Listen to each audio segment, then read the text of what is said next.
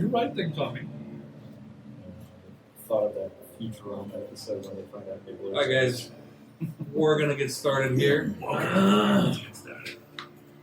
Before we start, a couple announcements.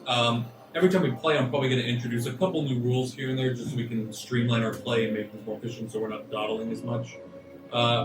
Whenever we are coming down to combat and we're doing the attack and damage rolls, we're going to start rolling those together. So if you are using a short bow and that's a d6 and you're attacking with it, you're going to roll your d20 and your d6 at the same time. It just saves time. That's confusing. I don't like this rule. I don't care. Oh, did he some like old bitch? That was the original. That still might be the beacon.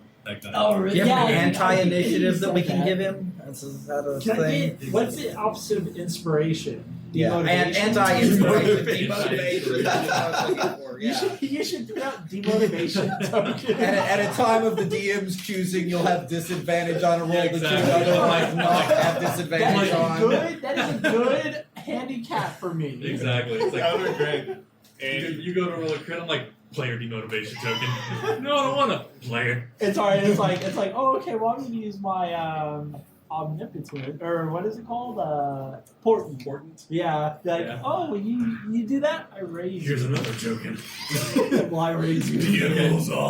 Another thing too is that I'm going to try less to handle the story and keep it going as opposed to I'm going to set the scene for you guys. You guys role play, do as much as you want. When you're ready to move on as a group, you know, just make it clear, say you guys are getting ready to leave, and then I'll move on to the next scene instead of me trying to push it along as much. Well, that'll probably take several sessions to get into full swing, but you guys are driving the story. I'm just setting the scene and telling you what's happening along the way.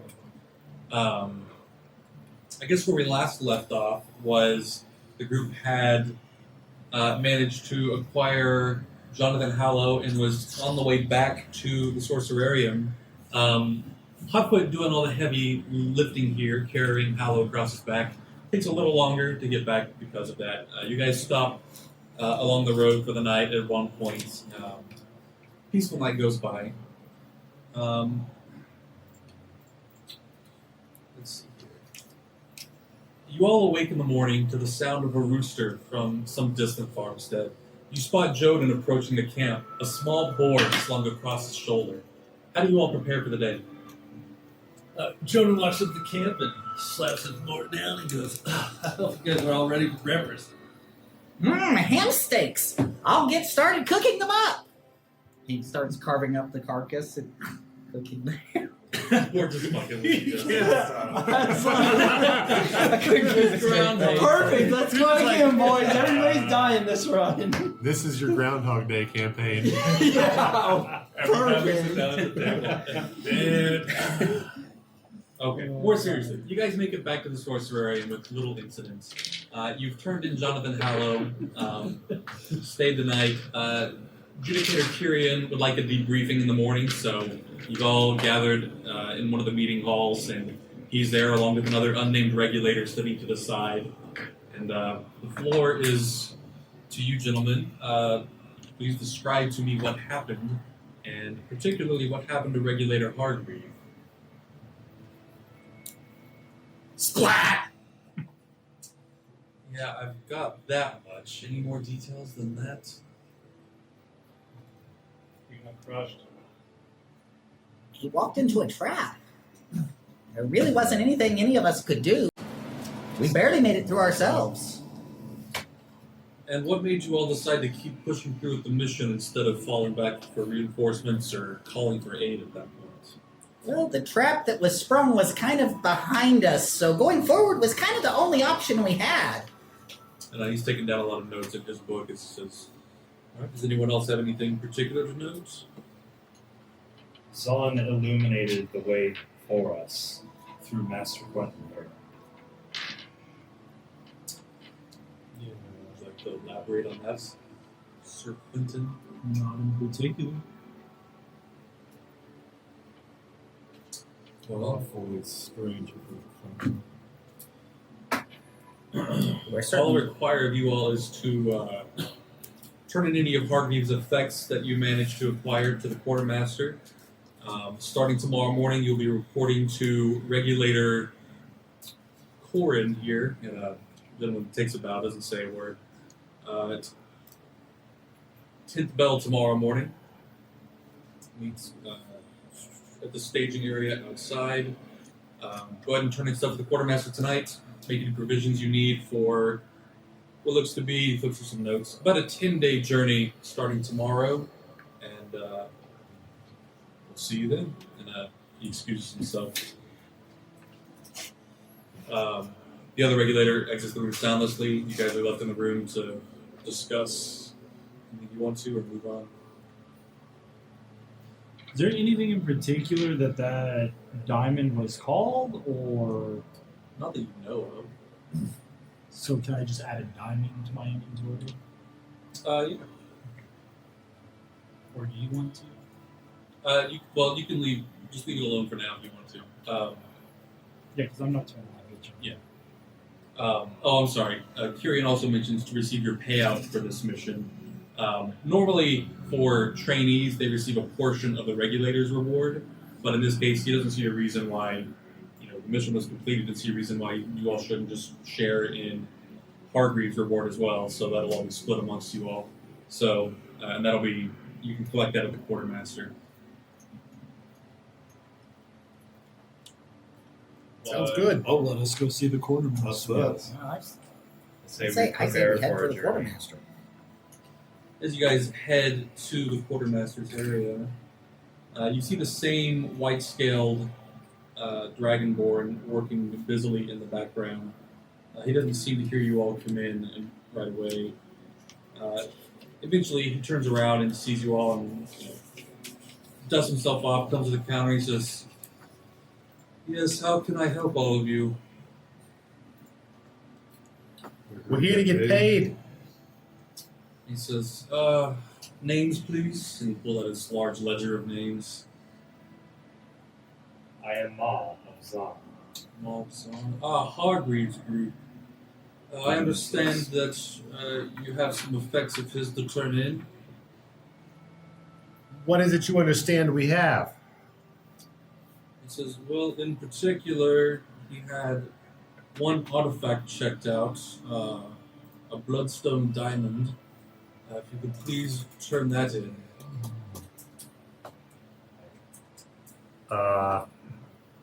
He doesn't look up from us. He's like, hurry up now, I don't have all day. We didn't recover any artifact like that. And he just stops what he's doing. He kind of looks up and he's like, I can clearly detect the item's aura on your person. Why are you lying about this? Turn in the item, and I'll collect your reward for Hallow.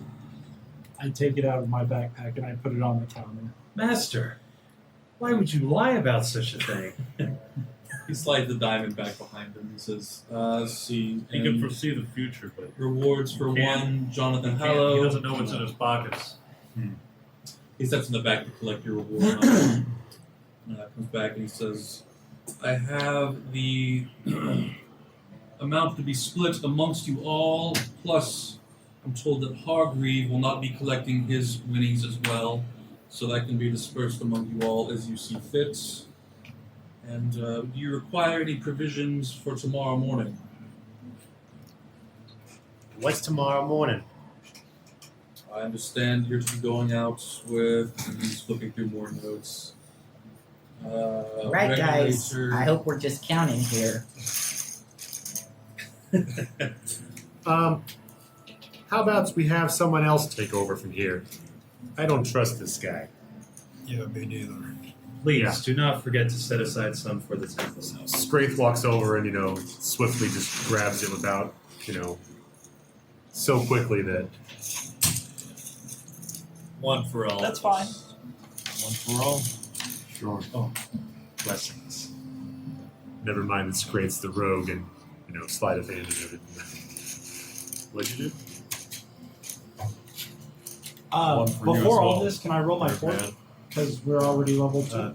One for yeah, you each can of go ahead and us. return. If Great. they're not used for today, then because we may be going across several days, and you're just going to keep them up to the first day you use them. Is what we'll do. Okay. Horn dice. Okay. 17 and a 4. Nice. Is it a 17 or an 11? I The know. quartermaster says, "Oh yes, you'll be going out with Regulator Corn tomorrow. He had requested, and he sets 2 boxes on the counter, about 12 inches wide, about 6 inches high. 2 of them on the counter. Says Regulator Corn would like you lot to bring these with you tomorrow morning. I need someone to sign for these." And I slice the paper out for whoever is willing to sign for these 2 boxes. Go ahead, you've been grabbing everything else. Fine. I pull the paper and I sign it. Alright? And how do you sign it? With a flourish. DUMBASS. Quentin or Reg or just Quentin or what? Just Quentin. Alright. So right. You signed the red. He slides the 2 boxes. Quartermaster, Yes. I will require of you a black pot and 13 vegetables, all of a different variety, and if possible, either a seaweed or maybe a barley-based stuff. I don't deal in raw foodstuffs, but you might try the mess hall. Okay, you at least have a pot. I can get you a pot. Be 1 silver piece. He sets a small iron pot. Will this do for you? That'd be perfect. Thank you.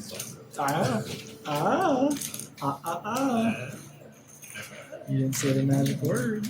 Alright, so you guys spend the evening kind of counting your coins and whatnot. Is it possible to change money with him? Yeah, you can definitely change money with him. That sounds excellent. What is this? 3 plat. Right now, he's currently working with his ledgers. He's Oh. not paying attention to you guys. I walk up and knock on the counter. Yes. Do you exchange services or currency? You blow me, I'll blow you. How much are you looking to exchange? 30 gold for 3 plat. 30 gold pieces? I suppose I can do that. Are you sure you should be carrying that much money with you on the road? Can I turn it into trade? We do offer limited banking services. Oh, is that? I'll take my chances. Very well. Do you want my counter? Is it 30? Yeah. 1.30. Oh, that was my dude. You give him your money? I'm trading up coins, so I don't have so many. That was a platinum, I guess, in the bet. Because it's 10 Yeah. Okay. gold for a plat, right? Yeah, 1 gold. 10 gold is 1 platinum. Okay. That's what I thought. And then it's a variation of 10 with the without using Electrum, right? Electrum's that weird one. Yeah, Electrum's the weird one. It's not super common around here. And then I guess. Hold on, just 1 second. Might I exchange this for 1 silver? 1 silver piece. Very well. Does anybody else need to change money? Oh, good. Travel light or don't travel at all? Change something into more money, that would be great. Ten But silver. otherwise, no, I think I'm good. Yeah.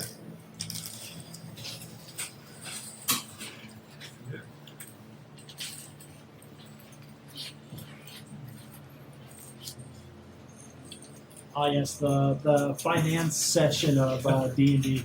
Make it 3 or 2 silver. Wow. So I did want you guys to know that money lending and changing with the thing. What I'll likely do is anytime you guys want to do this in the future, just hit me up on my desk. We'll trade it out. And it's 10 silver for gold, right? 10 silver for a gold. I would like to exchange this for copper, please. And then I'm done after this. You have enough in that bag. That fan is really loud. It's really hot without it. You can turn it down. That's what I would do. 9. It's in my thought right now. And for your troubles. What? He's like, Time? we don't accept tips. I I do don't want it turned down at all, but Maybe put it on the feet instead of pointed towards the table so it doesn't blow on the mic. we could do is put it by the door and have it blowing in the door, because that would circulate the air in the door. Up to y'all. Just keep it from getting Whatever you guys want to try. Well, I mean, it would be below the table and quieter, I guess. Up to y'all. that's probably fine right there. I think it's in a lower setting. It's better. Okay. It was just really loud. It made everything kind of feel disjointed. Okay. Now I don't sound as windy. Yeah, much better. Seems like we were outdoors before. Now it's like we're indoors. What's up with that? Indoors would be air conditioning. Anything else you guys want to acquire? Anything before you turn in for the night? I think so. That's everything for now. I'm assuming again that we're not tracking rations directly. Like, I don't need to. That's gonna be a focus of tonight to some degree. I didn't want to like pile everything on the first session we played, so it's kind of ignored. But right now, if everyone's at 10 rations, that's fine. We'll just start at that. Not a big deal. Let's see. Anything else? Everyone good? All right. We all turn in for the night in the barracks. Everyone wakes up in the morning, meets up in the staging area. Waiting for you all is the regulator you saw accompanying Kyrian last night. You're all here. Fantastic. My name is Regulator Corin, and I will be training you for the next foreseeable months. It's a pleasure to meet you all. I've read through all of your dossiers, and I look forward to working with all of you. I would like to personally apologize for the experience you had with Regulator Hargreave. I cannot say I approved of his training methods, nor taking you out on a mission first thing, but I assure you I intend to make up for those mistakes. Does anyone have any questions before we set off? What do you mean about not taking us on a mission first thing? Isn't that what we're here for? You are, however... And we seem to do Hargreaves. okay on our last mission. We have certain missions that we prefer to keep the regulators in trainings, or writs as I like to call them, to before we take them on some of the riskier assignments. Jonathan Hallow was actually a personal assignment of Hargreaves that he did not care to wait for lest another regulator scooped it up. So, not exactly how we like to run things around here, but I assure you, you will be trained in tracking down dark magic users all the same, but at a much safer and more efficient pace. I've reviewed the mission reports and dossiers I have on you all, and I think I have a good idea of where to start training you all. Firstly, we're going to be heading out towards the Monastery of Zon. I do believe that 2 of your party could benefit from some teachings of the monks of Zon there. I understand you, Sir Maw, is it?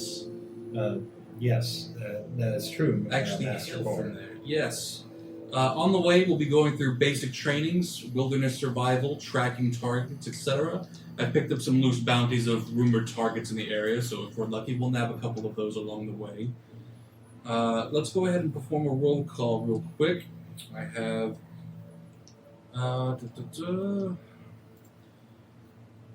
Jirian Eastmort, a.k.a. Hotfoot. That's me. Scraith Onel. That's me. Saint Quentin the Wretch. I look up for my spell book. That's me. Jor Ironbark. Here. Jodon. Here. And Maw of Song. Fantastic, we're all here. As we set out, I would like to take a moment and get a group vote on if we had to select a group leader setting out, who would you all vote for? Want to go through the names? Raise your hand if you believe they make an apt leader from your limited experience thus far. Joden. St. Quentin the Wretch. There are no half votes, I'm afraid, Master Dwarf. Hotfoot. Scrape. Jor Ironbark. And Marzon. Well, it seems Sir Quentin is the group's favored leader thus far. Don't worry, there won't be any responsibilities to that as of yet, but it will come into play in some of our later lessons. You hear a sigh come out from behind the large gilded small boat. I think you should feel very honored, Master. As we set out, I would like to stress the importance of traveling in an actual formation of sorts instead of rambling along the roads ripe for any bandits to pick us off. We're going to set up 2 ranks today, the front rank and the back rank. For the front ranks, I want Hotfoot, Maw, and Jor. And for the back ranks, I want Joden, Scrape, and Quentin. Good luck seeing. All right. And Look forward to serving up front. now, out of character, I'm going to be using this regulator to teach you guys a lot of mechanics in the game. In this case, going over marching orders. This will affect a lot of different things in the game as far as where you guys are located, anytime an encounter happens, who's generally near the front, who's generally near the back. Anytime there's enemies, let's say, sneaking up behind the group, then the guys in the back ranks are the ones who are going to be making the perception checks to see them first. The guys in the front, more likely to run into the traps first, etc. So a lot of effects like that can happen. For the on the board here, I'll be representing the front ranks using this one, back ranks using this one, and mid ranks, if there are any, using this one here. So here we have Quentin, Hotfoot, Joden, Jor, Scrape, and Maw. And the group sets out. As you guys are preparing to leave, Regulator Corin has laid out a map of the journey. It's expected to be about a 10-day journey. You'll be traveling along the Dwarven Trium, which is the main Dwarven road leading towards the capital city. At a certain point, you'll split off towards an unnamed trail that leads towards the eastern coast, and set sail to a small island just off the east coast where the monastery of Zon is. As we go through this, whenever to just demonstrate how overland travel works, there's generally you'll be keeping an eye out for danger, or your character can be performing an assigned task, such as foraging for food, or drawing a map in case you guys get lost, or making navigation checks if it's somewhere you need to make navigation checks for. Typically, if you're making one of those types of, if you're busy performing one of those tasks, you're not able to keep an eye out for danger, so it's important to kind of apportion who's doing what. As far as this group goes, who would like to keep an eye out for foraging while we travel so we don't eat into our rations so quickly? Jorah Ironbark has opted to keep an eye out for our rations. We don't need a map since we'll be traveling along a main road for the majority, at least thus far, nor a navigator, so the rest can keep an eye out for danger. Each day we'll be making a check for random encounters and whatnot. And Regulator Corin will be teaching you guys as time presents itself. I'm guessing this main road doesn't go through a forest. This main road does not. The Western Forest. Alright, give me a couple minutes to set up a few things. I know the way. Let's take this time to practice some role playing between you guys. You've been walking down the roads for a good half day or so. Regulator Corn is a good distance behind the group. He's taking a ton of notes, eyeing you guys, all your mannerisms, and just the way you're presenting yourselves. But hasn't spoken much to the group since this morning. So, Quentin, you haven't told us how you knew about the traps. Yes, perhaps time for a story. Have you been there before? Never. How did you do that magic? It's something that happens to me every so often. I can't exactly explain it. Something comes over me and compels me, and I just know what's going to happen. It's not something that I can control thus far, but I'm trying. What about that defensive perimeter you put up around our camp? How did you do that? That's something that I learned a long time ago. That's more or less along the arcane nature of the innate ability that I have. I can teach you at some point in time if you'd like to learn. Oh, I would love to learn. That would be awesome. What about y'all? What brings y'all into the bounty hunting profession? You. I'm sorry to interrupt.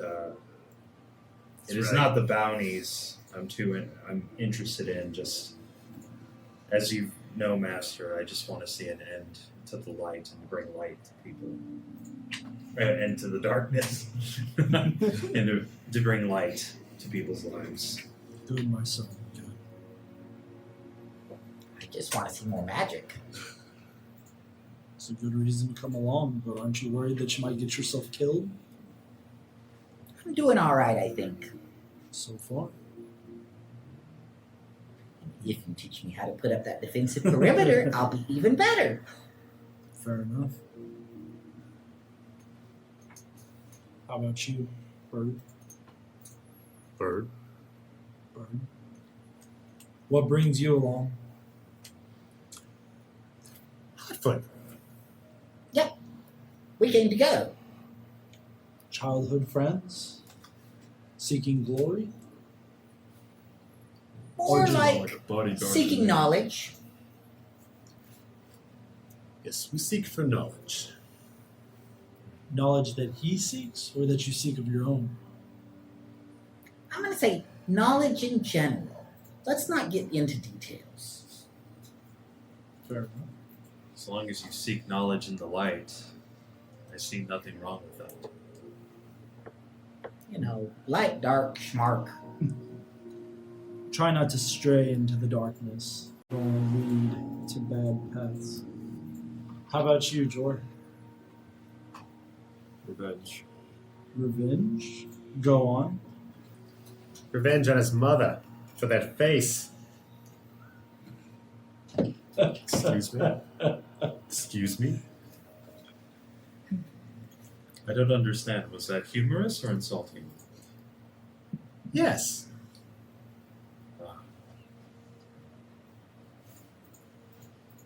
Does this revenge have anything to do with the looks I see you occasionally sending over across the way? That is a good question. Why did you... Across the way? Oh. Perhaps he's an acquaintance of yours. Troubled lovers from a past time? No, never seen the guy before. So why did you duck from him? Does he scare you that much this early on, or have you heard tales of him before? I mean, he was the terror of butcher of Timberfell. So Is He was Timberfell where ducking you from hail me? from? So he chopped down trees? I don't know. It's a nickname. He just sounded Whatever. Come on, scary. Joden. What's the real scoop? He was hiding from me at the camp. I don't recall his exact face.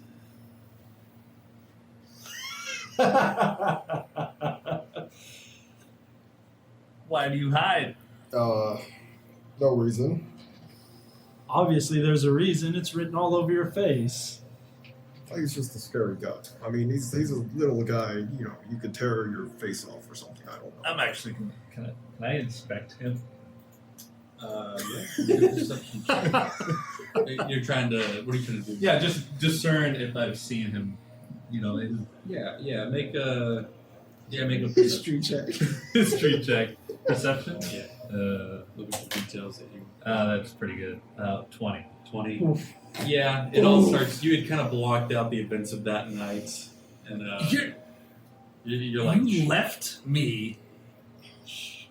Uh, With the guard. I did no such thing. Okay. No such thing. Ah. I was there, The truth and then comes I out. turned around and you were gone. Look, that What was do a- you mean, that no was an such accident, thing? Okay. I I pull my couldn't control dagger. it there. you pull out your dagger. I pull my dagger. Calm down. Brothers, Hey, please. Why would you leave me Guys.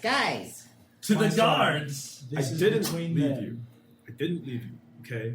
That was an uncontrollable accident. Uncontrollable. You ran. He's here now. It seems like maybe he followed you. I don't think so. Not where I went. Oh, this is just. And regulator Florin steps up and says, "I love the enthusiasm." He says, "Ritz front and center," and he starts walking out to a small. I don't field think we're on the side of done. the road. You'll have plenty Ritzy of time boy. to unleash that aggression. Daggers away, Joden. No. I said, and he gets a terrifying look in his eye, and make a wisdom saving throw for me with advantage. With advantage. Was that yeah. natural 20? No, that was a 16. That's kind of sideways. So 16. You said wisdom? Then? Yeah. 18. You feel this guy bearing down on you. You're like, it's not a good idea to fuck with them. He gets this almost murderous intent look in his eyes. Daggers away, Joden. You're lucky. Now, everyone, front and center. Today we are going to learn a very important yet basic battlefield tactic. Identifying when you have the upper hand and when you should perhaps fall back. Well, obviously, when you're fighting someone of darkness, you will always have the upper hand. Oh, If only it were so simple as that. quite the scholar here. And What a maroon. he says, I want everyone, you too, Joden, to draw your preferred weapon of melee. Foot pulls out his warhammer. And he says, all right. Straight's just flipping his knife. I'll pull out my dagger again and look at Jor. And he says, now, Watch out there. one at a time, I want you to approach me and strike at me. And going around the table, I want everyone to just make an attack roll. And we'll go in order. Like, I'm gonna for roll a damage? disadvantage. No, just attack. Like, you're not going for a killing blow here. You're just trying to land a blow. I'm rolling a disadvantage because I'm not even looking at the target. What's a. 11. 11, yeah. As you do it, he pulls out a rapier and he just deflects your blow away and scoots you off to the side and says, nope, not even trying. And Quentin, I go up and punch. you go up and try to punch him. Yeah. He's like, you'll have to learn some close forms of magic, Sir Quentin. And Hotfoot. 10. Yeah, he just parries the blow off and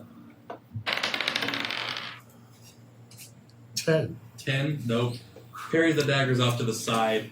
And you move off to the side, Jor. It looks like, since I didn't cast Philele, this will be a hilarious plus Go on and 0. actually fight something. It's a 6. 6. Nope. He moves your club off to the side. He's just easily just Want to hurt this guy? moving these off to the side. Can't hurt anything. 19. 19. Yeah, Maul comes in and you manage to get the blow. And he says, yeah, just good fist to the chest. And he's wearing a breastplate. There's not a lot of, not going for damage here. He's like, not bad. He's like, 1 out of 6. It's terrible, terrible. Now, none of you have any particular advantage or disadvantage over me, but if you were to work as a team, you certainly could. So now, in pairs, I want you to surround me and attack. And now everyone, I guess in pairs of you two, and you two, attack, and each of you now have advantage on your attacks since you're going for flanks here. I go behind. Jor. Oh, behind that guy. No. What? I'm flanking Come the on. right target, aren't I? Joden. Teleports behind you. And actually, he tosses you a small dagger. I catch it. Is it a D6? A D4. Beautiful. Not that we're worrying about damage right now. Alright. Roll with it. Alright. First pair goes for the attack. 21. 21. Natural 20. Natural 20. Next pair.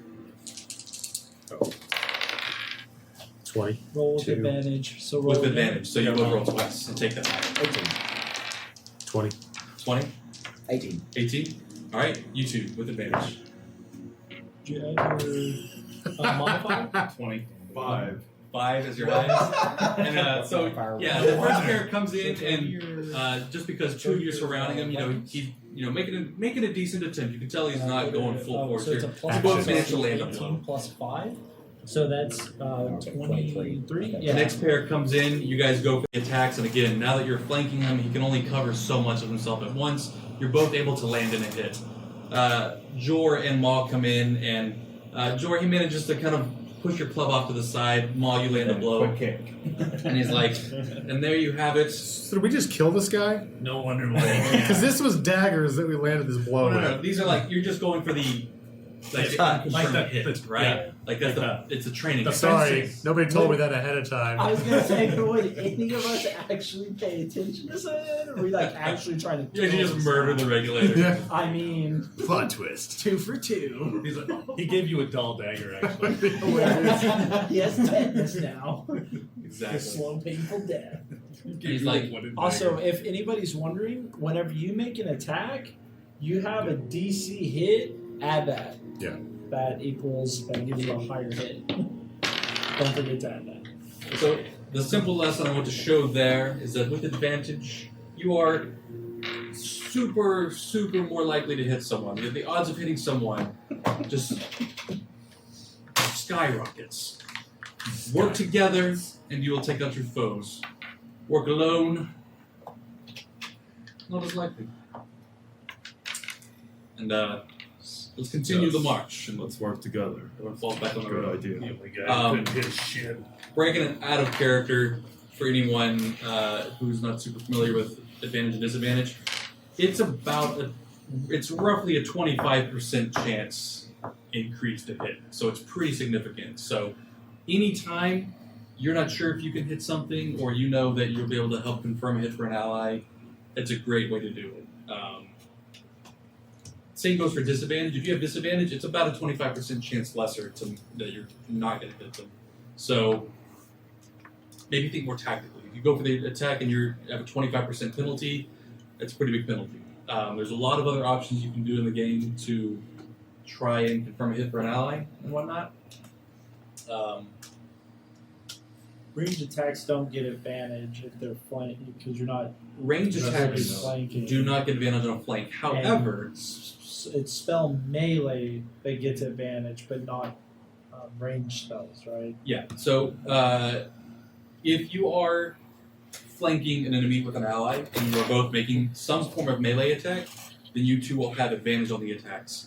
For ranged users, let's say Joden or Quentin are in the back and any of you melee users are attempting to give them advantage on their attacks, you can take the help action, which will distract or make a feint attack or in any other way, inhibit the target and leave them open for an ally. You would specify it. So if Hotfoot, you were up next to an enemy and you know that you don't have a good chance of hitting him for whatever reason, but you know that Joden has a good chance or Quentin has a good chance, you could say, all right, I'm going to make an opening for Quentin. And so, you would see Quentin preparing a spell. Your character would do the help action of, go for a feint attack, ride this Quentin's launch in a spell, and he gets advantage on it, much more effective. And I would also get a sneak attack if somebody's flanking them, correct? Correct, which we'll go over that shortly. Jor, go ahead and make a survival check to forage for the day. DC 10.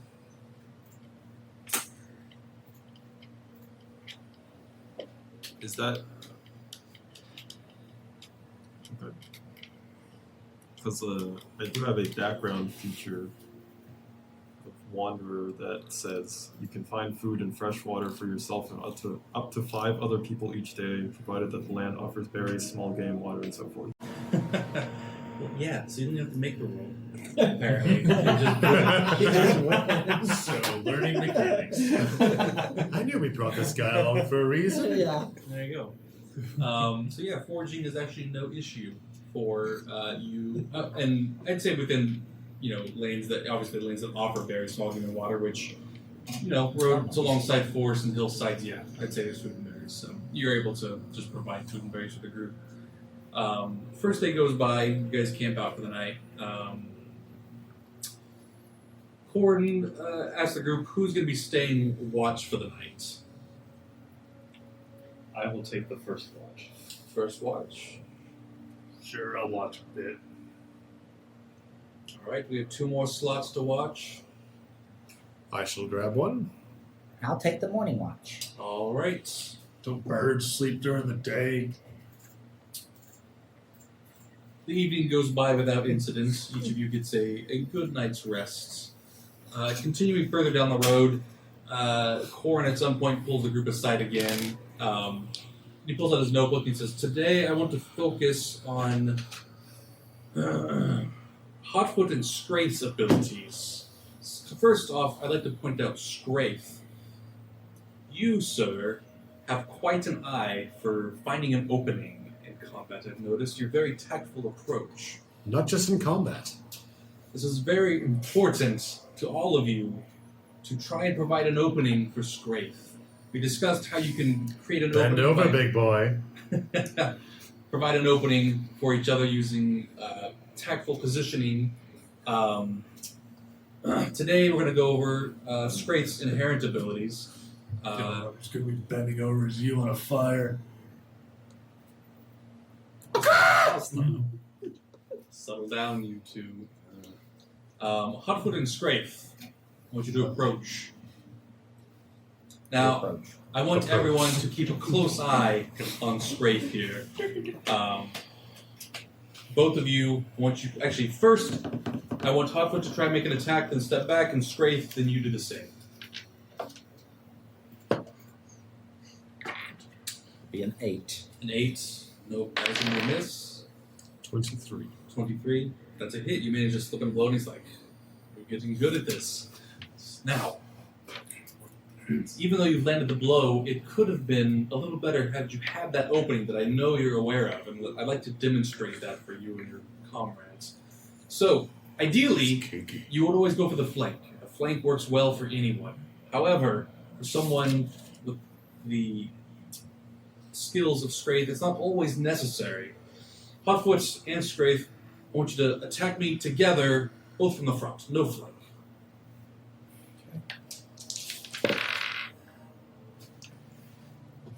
12. 12? Or 13, sorry. 7. It's closer, but he has a rapier out and manages to blow your warhammer. I don't do frontal work. You don't do frontal work. Well then, go ahead and go for the flank this time. And see if we can increase your chances. Alright, 16. 16? What did you roll overall? Or what? I'm sorry. What was your base roll? 11. Can I use my potent to help him hit? Yeah.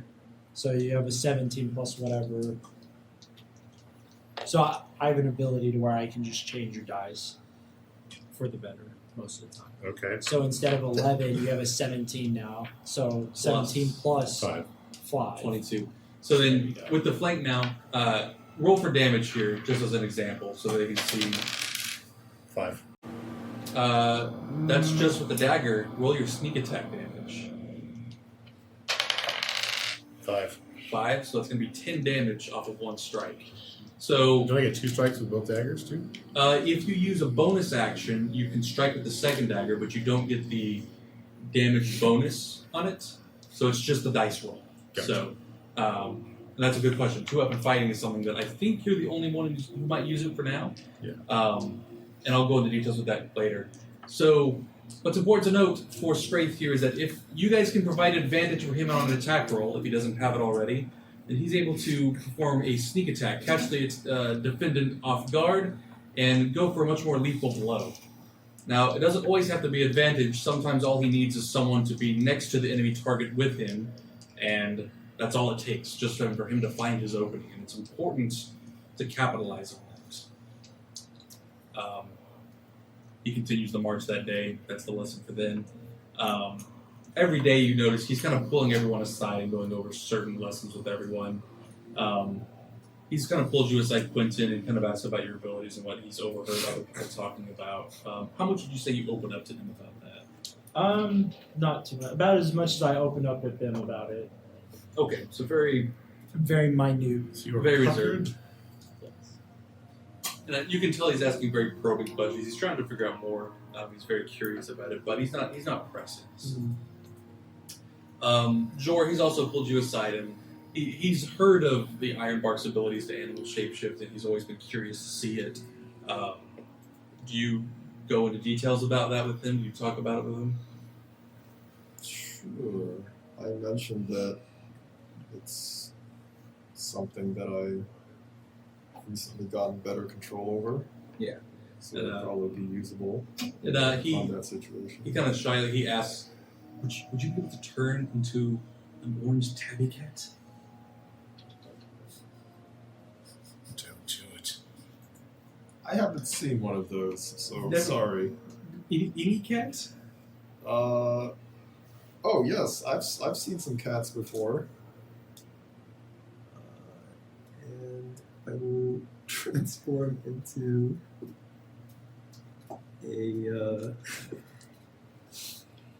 tiger. A tiger. Yeah, tiger. And he's kind of laughing, just giggling, just like a school kid. He's super excited to see this, and he jots down a ton of notes in his book, and you can tell this is Have you his transformed excitement yet? for the day. Is he pulled aside? Do we see You have to this? like You don't- say something so we know when this happens. So You we can don't look react any to it. different. Yeah. This is a regular Where's your person. tiger makeup? You know, you gotta get your face painted. Yeah, how come you don't have I a think mask? I think he forgot to shift. He's just sitting here going like this. It's just a joke. Why is he on all fours? Tiger. No wonder why he was That's a useless. good point. This guy's a loon. He's just sitting there on his knees. Quentin, More magic all the time from this group. do you set alarm every night, typically, or As a generality, yeah, I'm probably going to be casting it as a ritual Okay. just to make sure. As far out as I can get it, just to. Yeah. During the latter half of the third day, you're all sitting down for a minute and says, all right, now that we've had a few days to get to know each other, I want to try a bit of discussion to get to know each other better. I want everyone in the group to introduce the person to their right so we can kind of see how much we all know each other to some degree. Starting with Maul, please introduce Jor to us. This is Jor. He is a great warrior, and I did see him turn into a large cat. Very well. Jor, please introduce Straith Arnold to us. That's Graith. He's a bird, I guess. He seems to be Hotfoot's bodyguard or something like that. You turned into a cat earlier. Can you turn into a bird? It's too hard for me right now. Sorry. Whatever. Straith, would you mind introducing Hotfoot to us? Certainly. This is Hotfoot. It's full of piss and vinegar. Spunky little toad. Loves to get into trouble wherever he finds it. But ultimately, the good sort of chap you'd like to be with. Thank you, Scrape. Hotfoot, would you please introduce Saint Quentin to us? He's an amazing magic user. He can see the future. He has a disciple, so apparently he's a master of his craft, and he's going to teach me some magic, which is really cool. Saint Quentin, would you please introduce Joden to the group? This is Joden. He's murderer. How do you know that? The butcher. Oh, sorry. A The Budapest. butcher. Get it. I'm sorry. Implied murderist. Maybe Apparently- butcher meats. Who knows? We'll have to find out. You will. Apparently, you and Jor were friends at some point. Never. I guess betrayal happened between the two of you. A lover's quarrel. Maybe a lover's quarrel. Jordan, would you please introduce Maul of Zon to us? He's blue. He has some gills. He walks around Sanctimonious. saying weird things. Like he's got one of my About feathers sunlight. on his ass. Yeah, he does. And he's got some gills and he's fish humor.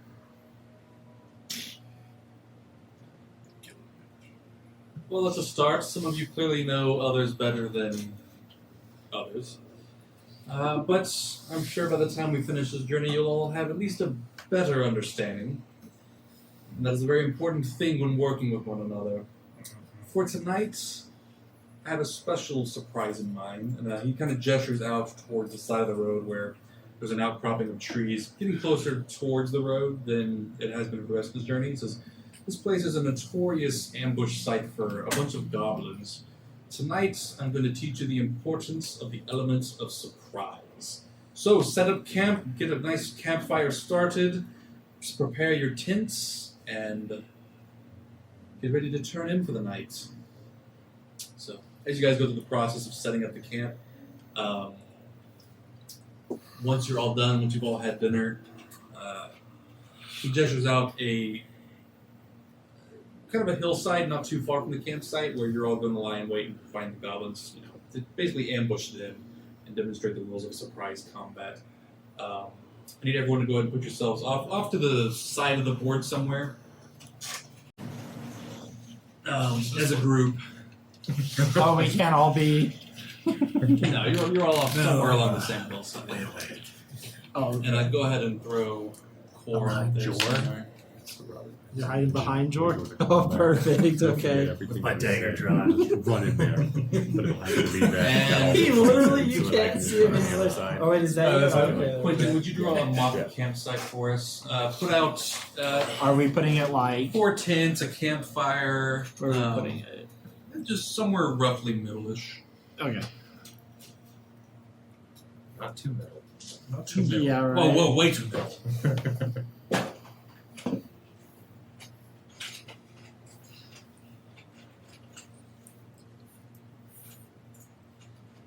Those tents are beautiful. How large is a single square again on this board? 5 foot. 5 feet. Those are 15-foot Yeah, tents. 50-foot tents. 15 foot tents. No issue. And normal tent sleeps 2 people. Beautiful. What about normal Jonan-sized people? How many people fit in this 55-foot tent? 20. It's a village. It's a whole Stack them up village. like cordwood. Wow. This campsite is bigger than my last village. Amazing.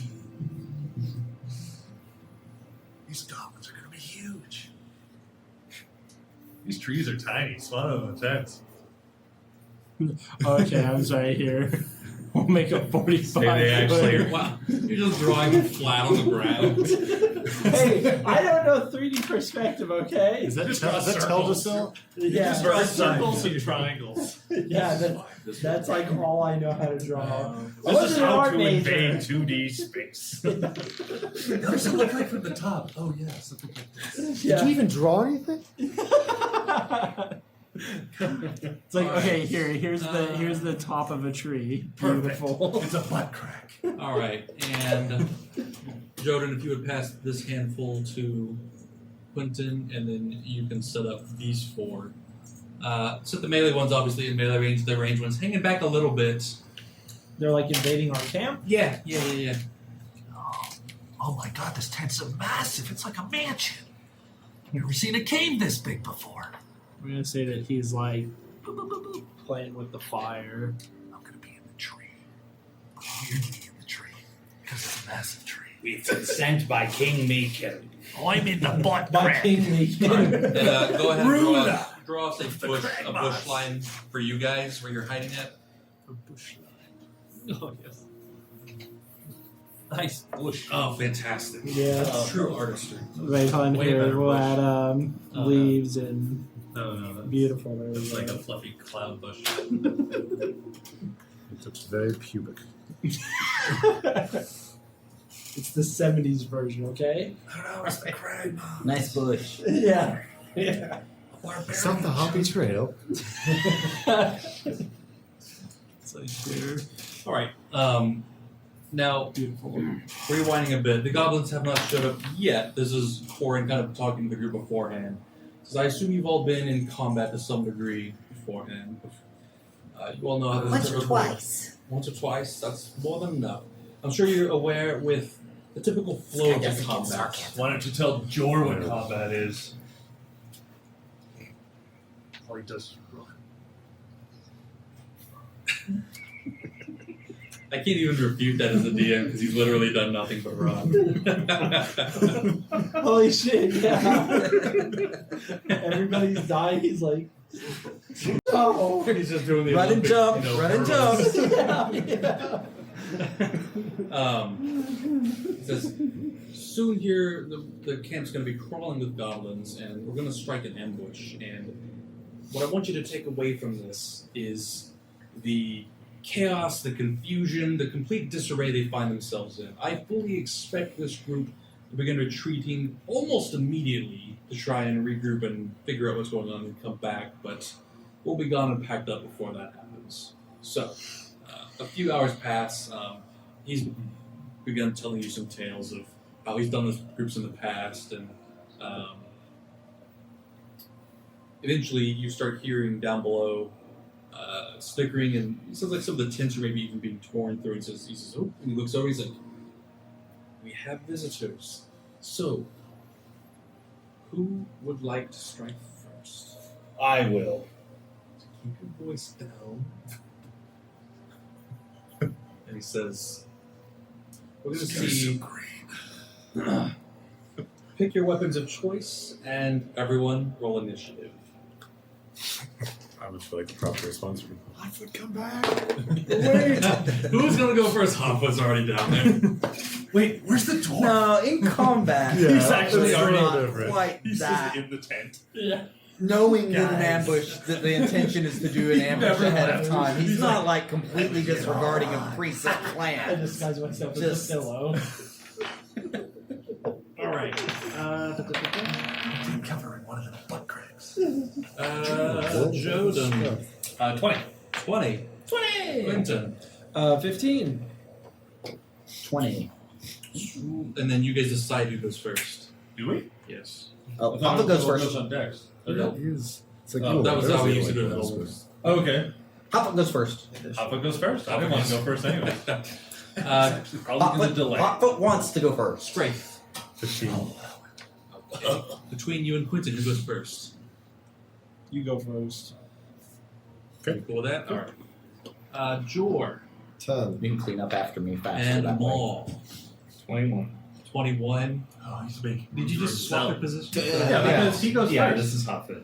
That's Joe. Oh, I'm sorry. I had that. And the goblins. You weren't wrong. All right.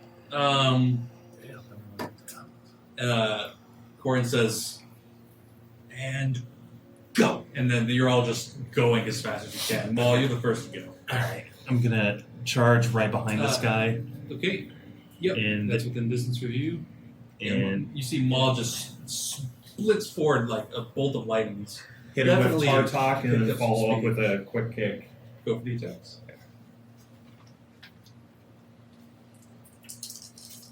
And actually, if you want to make a stealth check as a part of this as well, you may get advantage on the attack for being completely unnoticed by him. Okay, I'll do stealth check. Okay. And that's a 10. 10. And that is enough for a goblin.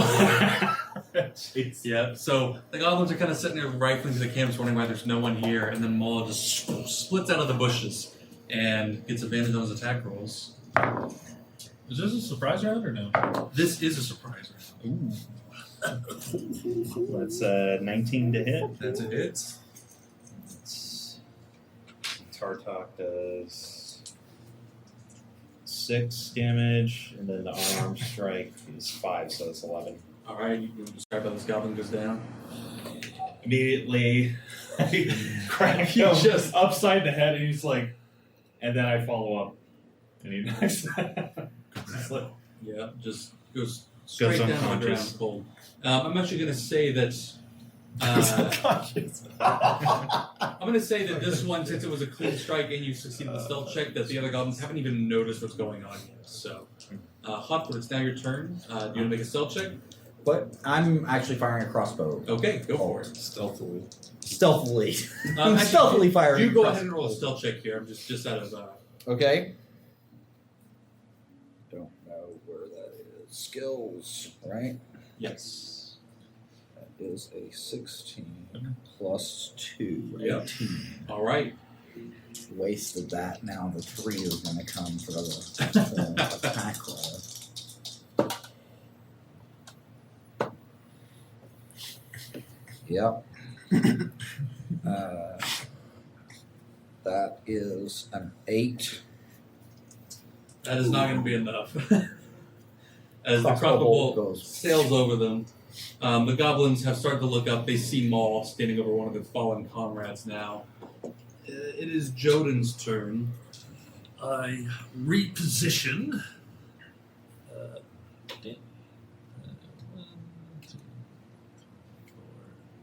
I'll stay here, I guess. And maybe here.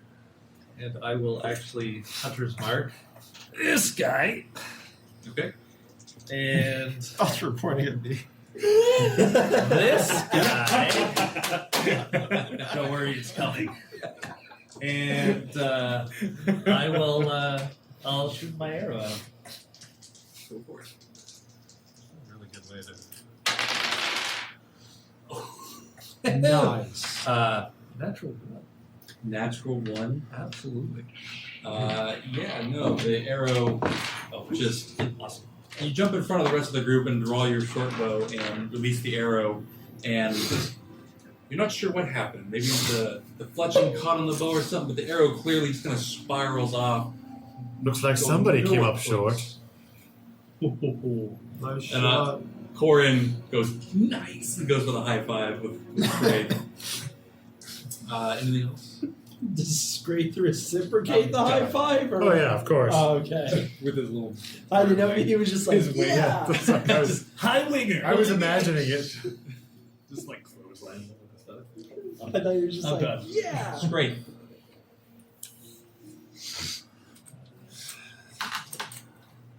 So what's my? I don't really have. I can't really get to anybody. We need to get out there. Yeah, so I feel you, like- you can dash. Yeah, that'll get me. Is it considered rough terrain if we go through the brush, or Well, I can, I'll say in this case no, but usually yes. so you don't have to like go at an angle? You just go through the brush. Yeah, the trees are going to be obstacles. these are 5 each, What's that? 5 Each each. square is 5 feet. so I can do about that. So I can get to this guy. If you dash action, Yeah, how far is that? 60. Okay, yeah. Exactly. You can go that far if you dash action. Yeah. Dash action. And was that your? Oh, that was your cunning action. So, to explain your action economy, let me pull you up real fast. As a rogue, you have the cunning action class feature, which allows you to take a bonus action on each of your turns to dash, disengage, or hide. Normally, to dash, that would be your main action, and you couldn't do anything to follow up. In this case, you can use your bonus action to dash. You still have your regular action to attack it if you want. You want to attack the goblin after dashing 60 feet?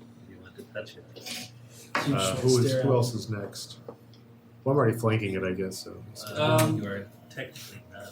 So there's no flank because there's no one else there, but you are next to him. But Jor.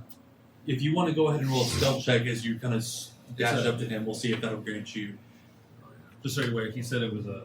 You said it was a stealth or a sneak attack round too. He was trying to count, I guess, until the goblins, but we go again before the goblins. 19. 19 Well, still. interlaced with, I assume. So you managed Or are to we sneak up still behind doing him. the I goblins in guess, a group? yeah, he made a good point. I think just to put the to put the sneak attack round into. I'm sorry, that's poor wording. The surprise round is the official term.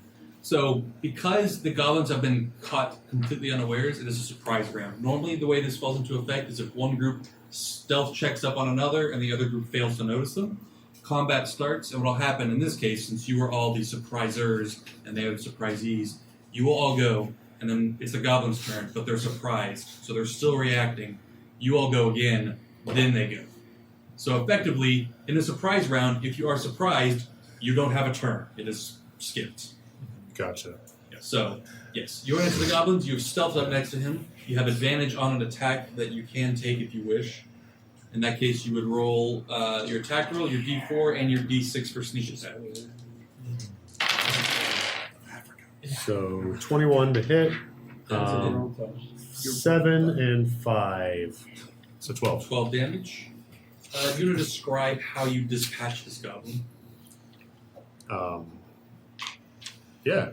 Scrape reaches out with his daggers and decapitates him. Just goes for the straight decapitating. Yeah. Yep. The head rolls to the ground. The Or goblin actually, no. I'd play with more of it, just laying up behind him, just kind of slitting his throat. Yeah. Slits his Yeah. throat. And he's like, and he doesn't even have his weapons out yet. He's just like doesn't know what hit him. And he slumps down to the ground. The goblin next to him does notice this happening and turns towards you, and they're all still surprised. This is all happening at the same time, roughly. Up next is I need to put on the backside of this too. Quentin. I'm gonna shoot a firebolt at this guy right here. Go for it. No. Nope. 8 damage. Yeah. Firebolt goes wide, sailed up into the forest, and Regulator Corn's like, careful, we don't want to start any forest fires while we're out here. He's the forest fire. Yeah. He's so there. Magical Last forest one fires. is who's Jor? Jor. Start forest. You should print it on both sides. That's what I'm learning now. Nice. I will transform into a dire wolf. Ooh. Oh shit. More meat. Dire Wolf. Yes. What's a dire wolf? It's like a wolf, except for dire. It has the word dire. Yeah, so that means it's more powerful. Of course. Jesus, that thing's huge. Yeah. It's a dire wolf. Look out! There's a great beast amongst us. Where'd that thing come from? I'm gonna move my hunter's mark.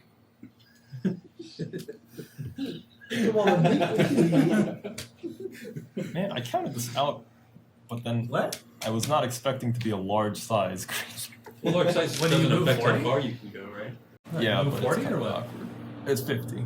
50. On one turn. Close enough. You just trample the 8. tents. Take the feet. Yeah, I'm gonna that's say 40 feet feet to, out of 50. Okay, yeah, we'll say you're kind of trampling the tents. Yes. Oh my god. Literally a wolf. That'd be so funny. I'm gonna bite him. Like, Go what's for this it. on top of it? Wow. Oh, that would be It's excellent. a 20 to hit That's a hit. for 9 piercing damage. How does it happen? I'm running up behind this goblin. I'm just like, bite his neck. I like to imagine this is George. Can you roleplay that? Runs up and bites him. Yeah, it's a very dainty bite. He's like, oh no, I just turned human again. Watch this, guys. Kibbles and bits here. Yeah. Solid bite, rip out the throat of the goblin, and it's down. It's terrifying. Goblins are now finally reacting. They start to draw their weapons and arms. Maul, it's your turn again. Oh, I'd also like to roar at the other goblins, just Yeah. like. Just like that. Please throw your front paws up Super like that too. intimidating beast. He's like, raw. Just throw the corpse at it. At the front. So I'm Would be gonna more intimidating. run over here amongst these two goblins. I'll hit him with Tartok and then kick to the side Okay. against the other goblin.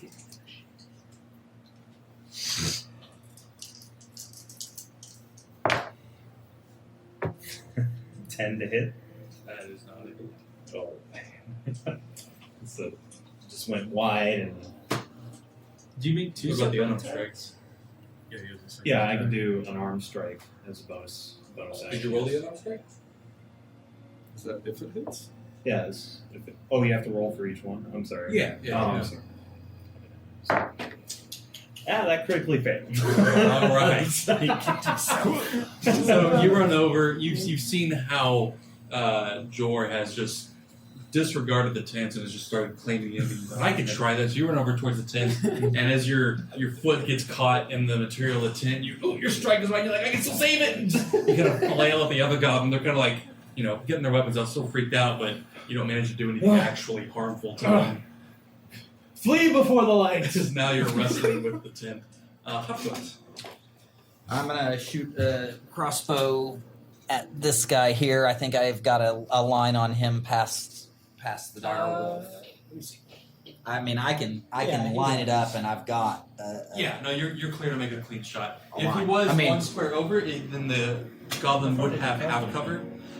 Which again, Corin's gonna be whispering in your ear as you're doing this. He's like, "No, you have good positioning here, but if Jor was just slightly over, then it'd be a +2 modifier to the goblin's armor class, making him ever so slightly more difficult to hit." Well, I clearly didn't let out that half breath last time, but I'll do better this time. This time, also, Corin is sitting here. He's just intently staring at you as you make this shot. So that is a 14. 14 does not hit. I am going to action surge and shoot again. Yeah, you load it up, you go straight for it and shoot the next shot, and Corin lets out a little gasp, like he's all excited to see this. That is going to be a 16. That is a hit.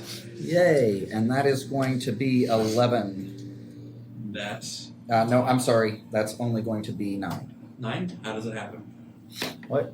Well, I think it. Describe the kill. I think the arrow hits him in the eye. Right in the eye, just right at the back, and Yep. Corin's like, "Oh, solid shot!" And he's like, "High five!"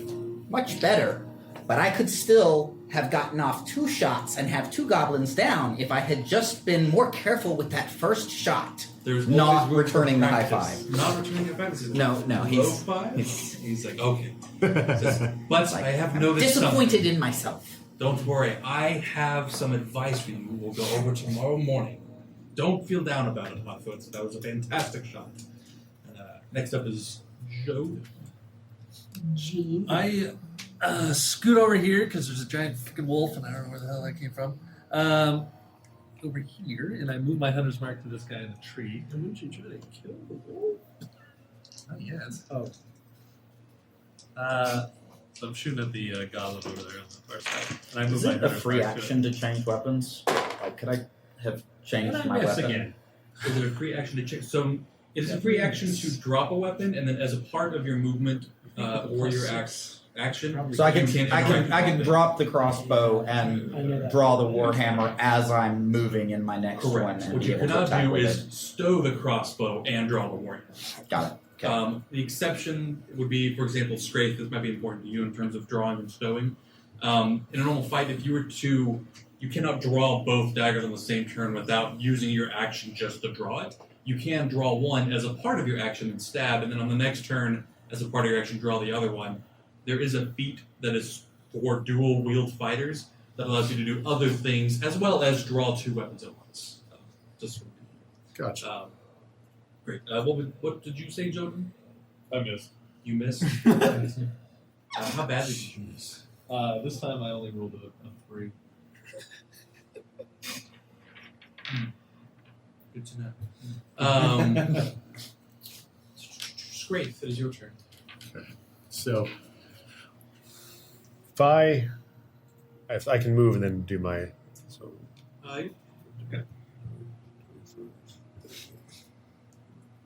or how does There's a 1. Diagonal is still 5.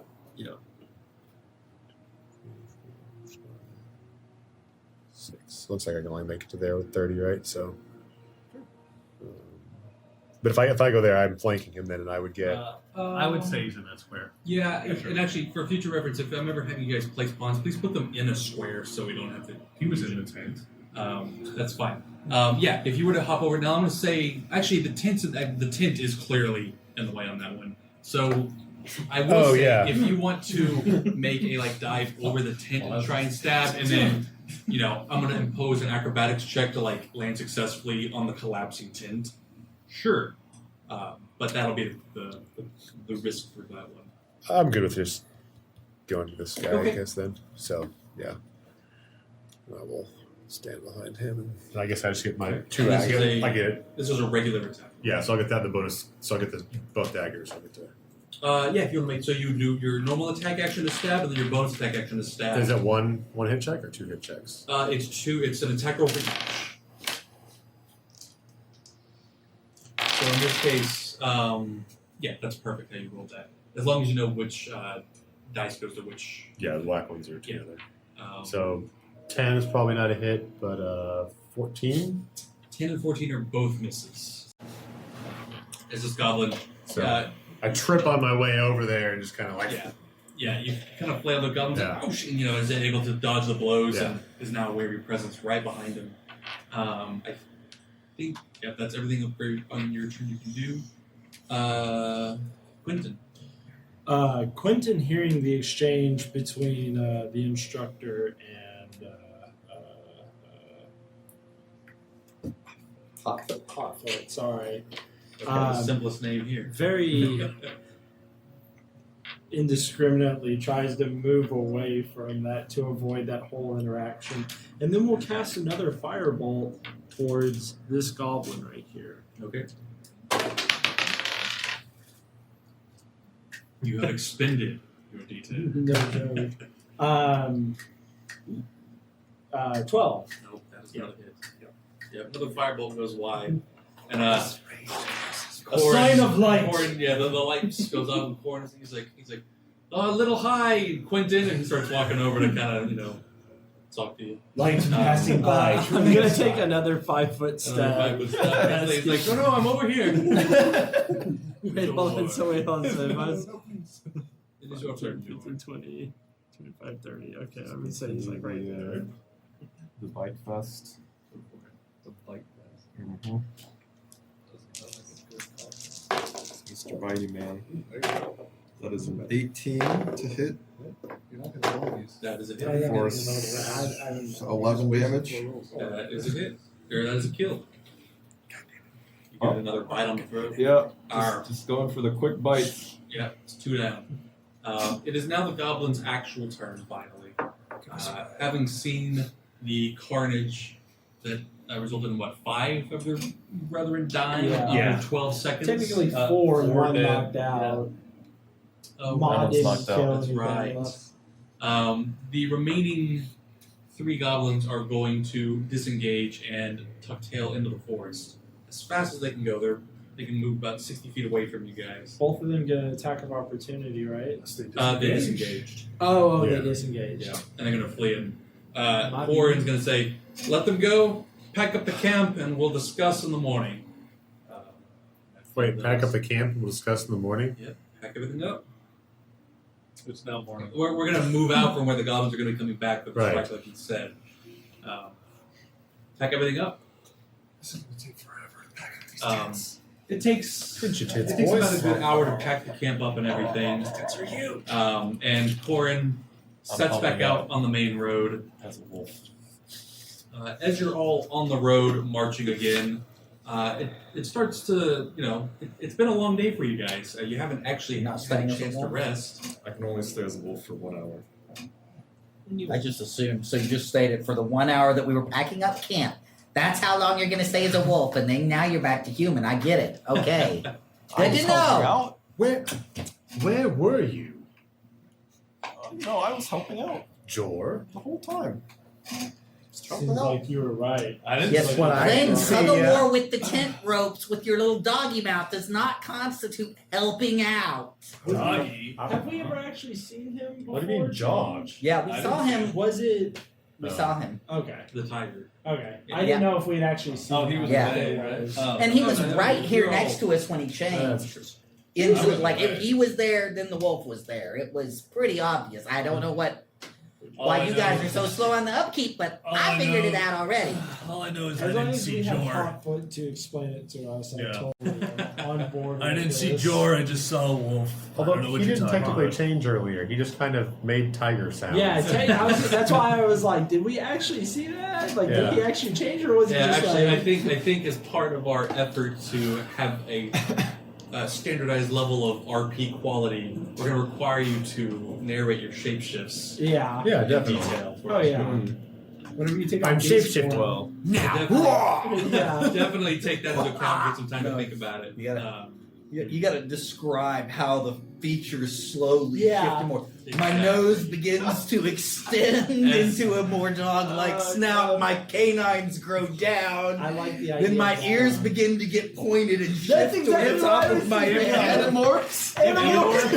Full cover on all of your transformations. Exactly. I would be happy. That's exactly what I was thinking of. I was thinking of Animorphs, and I was like, perfect. Perfect. There you go. Absolutely perfect. I'm gonna need a book cover per transformation. Yeah, you just print them out, show them to us.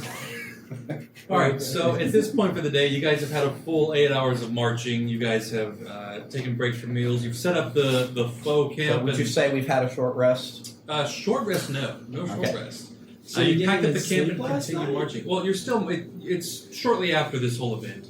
I didn't say that until you said, stop to eat lunch. I was like, Well, Oh, that was during the day before this okay. this thing. Okay. So wait, Yeah. so was this during the day that this happened, or was this at Night. night? This is We never in the rested. evening. So we haven't rested yet. So we've Correct. gone. So do we We're have fatigue? marching. Yeah, you guys So- just started marching again after packing up the camp. So we have fatigue now? No, not yet. Oh, okay. Well, you said a full 8 hours has Well, passed. of so I was like, that morning you guys marched 8 hours, which is standard for a day. so we haven't slept yet. No, you guys just packed up camp, and he's moving you, down the road, and about an hour goes by, and it's really starting to hit you guys just how tired you are. I need everyone to roll a Constitution saving throw. Let me help you out. Perfect. Perfect. You got a better number though. 17. Anyone who had less than a 10, raise your hand. Whoa. 3 people less than 10. Okay. You all suffer 1 rank of exhaustion. Oh, no. You can add that on your character sheet if you want. 1 level of exhaustion confers disadvantage on ability checks. Does anyone want to speak up or anything, or continue marching along with regulator core?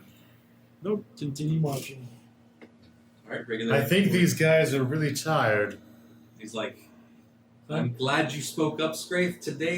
Tonight's lesson, rather, is finding the limits of your stamina to see how long you have to march, because sometimes you have to eke out that extra bit of distance to track down the target.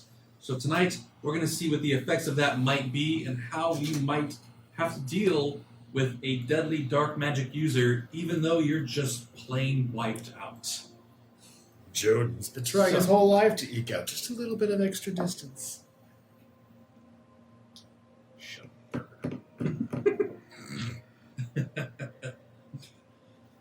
You handle criticism well, Joden. I appreciate that. Onward, and he keeps marching. Another hour goes by. Another Constitution check. Can I take this? Nope. Double. Nope. Double.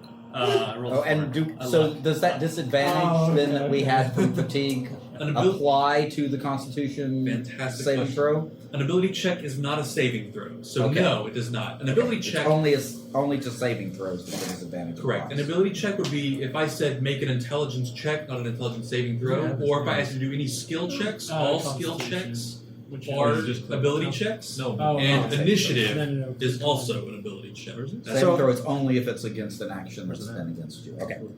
So if anybody's wondering, on D&D Oh, Beyond, on your character sheet, there's a portion called Conditions. If you click on that and scroll down to the very bottom, you have 6 levels of it. Which I am now just slowly.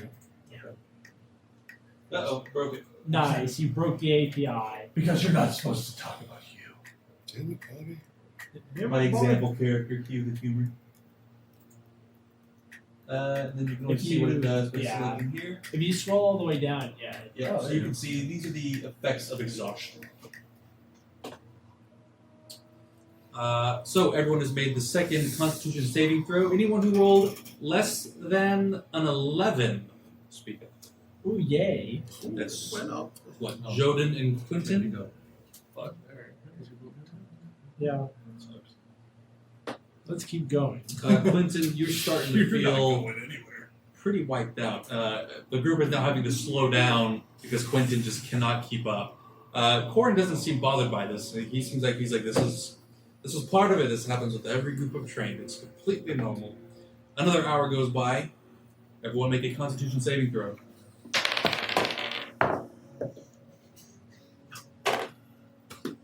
Anyone who rolled less than a 12, raise your hand. Ooh.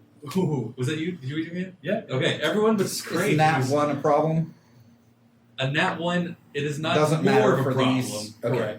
Correct. You don't incur double. Two. Yeah, 2 points of exhaustion. I can see that. So now we have Luckily, I Huffwood, can't Quentin, roll Jordan, once. Joden. Your feet are dragging. You're just, Half oh my speed. god, you've been marching for That 10, speed's even worse. 11 hours a day. You fought off a horde of 7:25 goblins. You're just, it's wearing on you. At least you go to 15.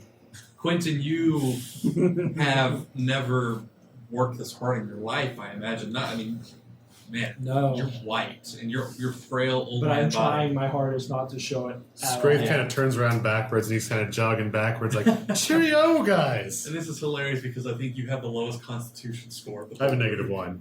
Nice. Corin turns to you, Quentin, and says, "How you doing, Quentin? Good. Let's push on. Good, fantastic." Another hour goes by. Everyone make a Constitution save. Yeah. Oh, What'd you roll? Finally, I didn't get a good one. Everyone who rolled less than a 13.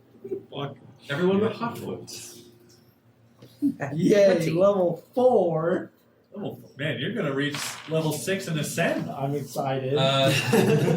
Quentin, at this point, you are starting to feel like you're dying. You feel like, you feel like, man, one solid punch and you might go down. You just feel sick. You just, oh my god. Whew. You don't feel great. Let's push on. This is great exercise. You're sure, Just old don't man? worry. And it's at Don't this have point, it's that. about 3 in the morning, I'd say. It's getting pretty late. It's all right. Let's keep marching, men. Everyone make a Constitution Keep marching, save. man. Ah! Even though I moved yours. Yeah, whatever. Everyone got less. Why'd you make me waste a nat 20 on that? Everyone got less than a 14. Raise your hand. Everybody but Hot. Oh no, George, you got it. Wait, who didn't? So Oh, you got everybody- actually. Wait, hold on. You get replaced by a 4. You're not replaced by Are you a 4. serious? Yeah. Oh yeah. No. So everybody failed on this one. Yeah. You're just I'm at Huffwood. You're at 0. Huffwood, I mean, overall, as far as Is the that group something is that is detectable? Like, do you I can't- know that he no, did that? this is just Can him I? seeing the future. So, what happens is that right now it's just Scrape and Hotfoot are actually feeling, relative to the rest of the group, pretty decent. You guys are tired. You're slowing down a little bit, but Hotfoot, you're feeling good. And then Hotfoot, it hits you. Oh man, just that dinner from last night's not sitting so well. And just you have to step. You just throw up dinner. And that thing hit another wave of exhaustion, seemingly out of nowhere. But Quentin's like, right on cue. Because at that point, I stopped. Yeah. You have to. At that point, yeah, you're kind of sitting there. You're like, oh, you just like sit down to the ground like an old man. Like you're just like, I have to sit down now. And Hargreave, sorry, not Hargreave. Corin, Hargreave's like, Corin rips his mask off. I'm hungry. Corin says. Now I will take my revenge. Yeah, Corin turns around and sees everyone just panting and sweating, and Quentin isn't it? You're just down there going, oh. And he's like, let's set up camp, everyone. Yep. Somebody drag me. Yep. I'll try to Everyone drag him. sets up camp for the night. He says, I will take all the watches tonight. No one needs to worry. You're not getting it. I was going to say, I assume Quentin will not be putting up his boundary tonight. Yeah, no, that's He can't definitely even not. move. He can't even move. Yeah, no, I'm legitimately paralyzed right now. Yeah.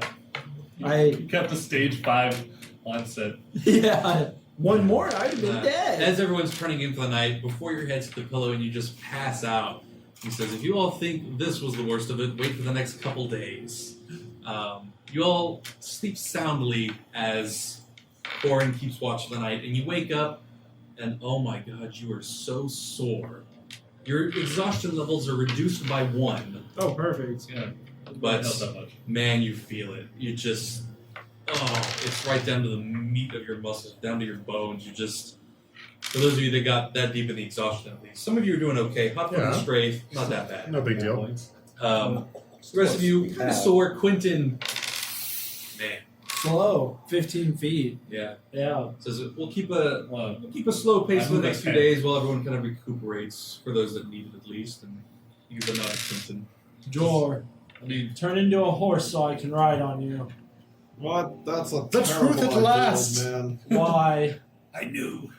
It That's doesn't last fair. that long. You have to will walk carry this you. one off, Quentin. Okay. It's all part of the training. don't I technically move at 10? I like.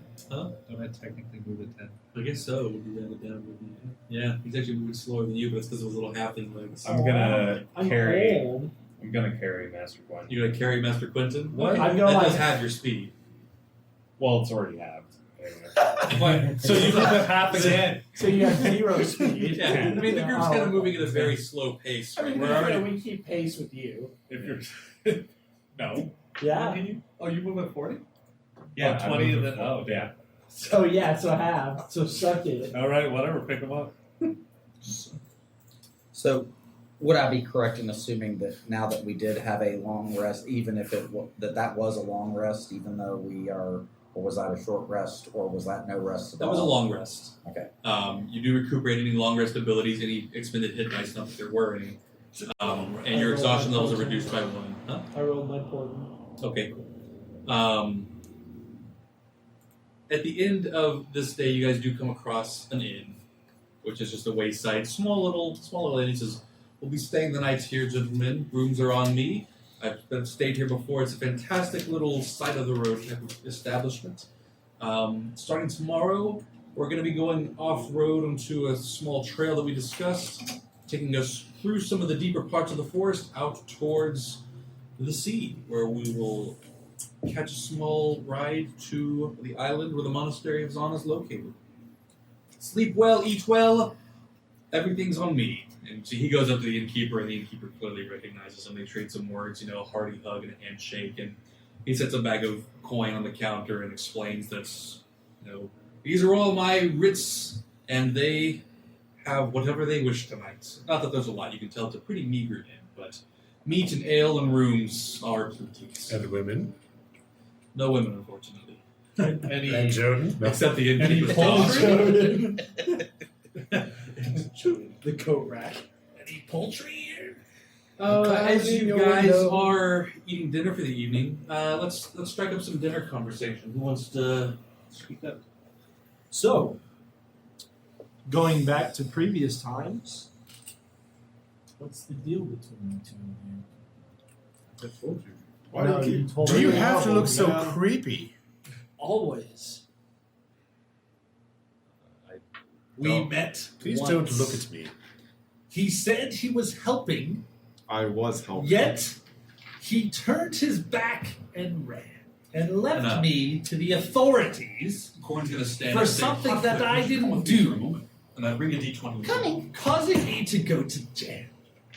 So you went So to I would jail. say, That one was not my fault. yes, Okay. I wouldn't want this thing on my wrist. This thing. You have eyes. Your eyes burned. Bird, look. It was on the thing magic my user. wrist. This was on the magic user. Before, I had the same thing. The manacle. He's got it. Oh, Yeah, like the cuff system or whatever, you know. I'm in the system. oh. And here I thought you were just a good chap up for a bit of foreplay. It wasn't my fault. Yeah, I got a second one. I feel bad about it. But, Ah. you can't do anything about it. I don't know what like a. So did you actually You know, betray if you're him? looking for a setup, Betrayed is a strong word. I don't Betrays think I would the absolute say. right that's word. definitely. So what then- did you do? so then what you- did you do? Because I didn't see you. I would You like- just ran. I would like to know your side of the story then. What? Yeah, what I would like to truly- know your side of the story too. And I stabbed the table with my knife. You need to calm down. First of all, You need to tell. there's not a lot to tell, honestly. There I'm with is. the ugly half-wit here. Well, The ugly half-wit indeed. Bird. Please, gentlemen, let us please remember. Okay, fishy. Let him talk. Must remind you, please. I say Maul, I this say is you a talk. Discussion between Yeah. the two. of I'm them. quite curious to hear this. I understand that you would like to keep peace, my son. keep but that away from some me, things must play Birdman. out. I If we understand. were to travel along as a group, something must be done. Otherwise, the two of you are going to be neck and neck for the rest of our travels. Let's get this out of the way now and As not I have it become a suspected. problem. These two were necking before, Oh, and it didn't go so well. No. We were beaking, Birdie. Little Joker here. Let's hear it. At least he There's does not a lot to something. tell, Let's hear it. okay? At least he doesn't. There's run not a lot away. to tell, but I would like to know. All that happened All. was Mm-hmm. I didn't have very good control over my wild shape ability. That's it. Wild wasn't shape my ability. There was no wolf. Can't you It turn wasn't into a a wolf? He didn't have It was control. At the time, it was a caterpillar because A caterpillar? yes. How a does that help caterpillar. anything? It doesn't help. That's the point. That's why. So you turned and Frustrating. ran. Why didn't you turn into a butterfly at least? Fine, you can say that if you want. You can say He that just if- did. He's That's exactly calling what he you out on did. Some pretty heavy accusations What accusations? I mean, that you turned and ran on him. sure. If we're going to be traveling, I'm going to need to know that I can trust you. Look, here's the deal, Sparky. If you're gonna be one of us, We're gonna have a little more commitment out of you, sweetheart. I'm not scared of you or your little dagger there. All right, let's just We make need the that clear. DM to make calls. I'm gonna take my second knife from the dinner down the table again. You need Give to me calm an down. answer. That was your answer. That was my answer. No, it wasn't. You Well, still could have if you turned don't back. Like it, You too could bad. have untransformed from a caterpillar. Who even turns into a caterpillar? So the what face was of this? you're evil. What was this overall for the first place then? What? Why were you a caterpillar in the first place? I What- told you I what- couldn't control it. I couldn't control it. So what were the two of you working together for? We were trying to find some fiends or dark magic at my old establishment in the city. Yes, Lord Chestmire. We found him. Yes. He died. He died, yes, and they blamed it on me. Because I somebody wasn't I there. couldn't stop that. So you Let's could see have what's not happening included his here. name? Why did you betray your friend, George? I didn't So, betray You him. could have spoke I up. couldn't have A little called his caterpillar name. voice. Oh, Or this something. Is good. I saw what happened. This is He really said good. This is good. I He like took this. your arrow Did I? No, and you're killed fine, himself you're with it. He took Okay. your arrow. Yes, he did. And they blamed it on me because it was my arrow. On Of me. course they were. Words blaming needed to come out of your mouth, How- not. How would I say anything against that arrow stuck in his throat? So what? What do you mean? So You what? could have It's said obvious. you were there. They How had was no evidence other than arrow in, arrow in, They chest had no fire, evidence. check mark, complete. That was an open and shut case. Execute There was the no fucker. possible way I could have done anything. No possible way, possible but you were the only person to see it. So the arrow. Yes. Are they specific to you, or Yes, are they just are. general I do arrows? have some specific arrows, yes. Do you have one of them? I do. Can we see one of them? Be careful. I'm back, guys. So troubling. Oh, you missed it. This is I would getting like good to in here. inspect his arrow that slayed. I'm assuming this isn't the particular one, but this is like the other arrows. I'd say so, yes. As to knife. I just want to inspect Yes. Okay. the arrow. Okay. This Um, is so you asked about what are you this one. looking for? Just anything like, is it unique? He failed. What Make it Make it an specifically? investigation. Yes. He could have cleared him, but he chose not to. I'm terrible at this. 12. Yes. 12? Yes. Just at a cursory investigation. They just need a good you night can together. tell it has Sleep it the off. arrowhead itself has some grooves hollowed out, and there's some type of herb that's kind of intertwined along these grooves. So there's definitely it's almost carrying a payload of this type of herb. Would I be able to ascertain if this is like a poisonous or a healing or some type of herb, or what would be the? Make an intelligence check.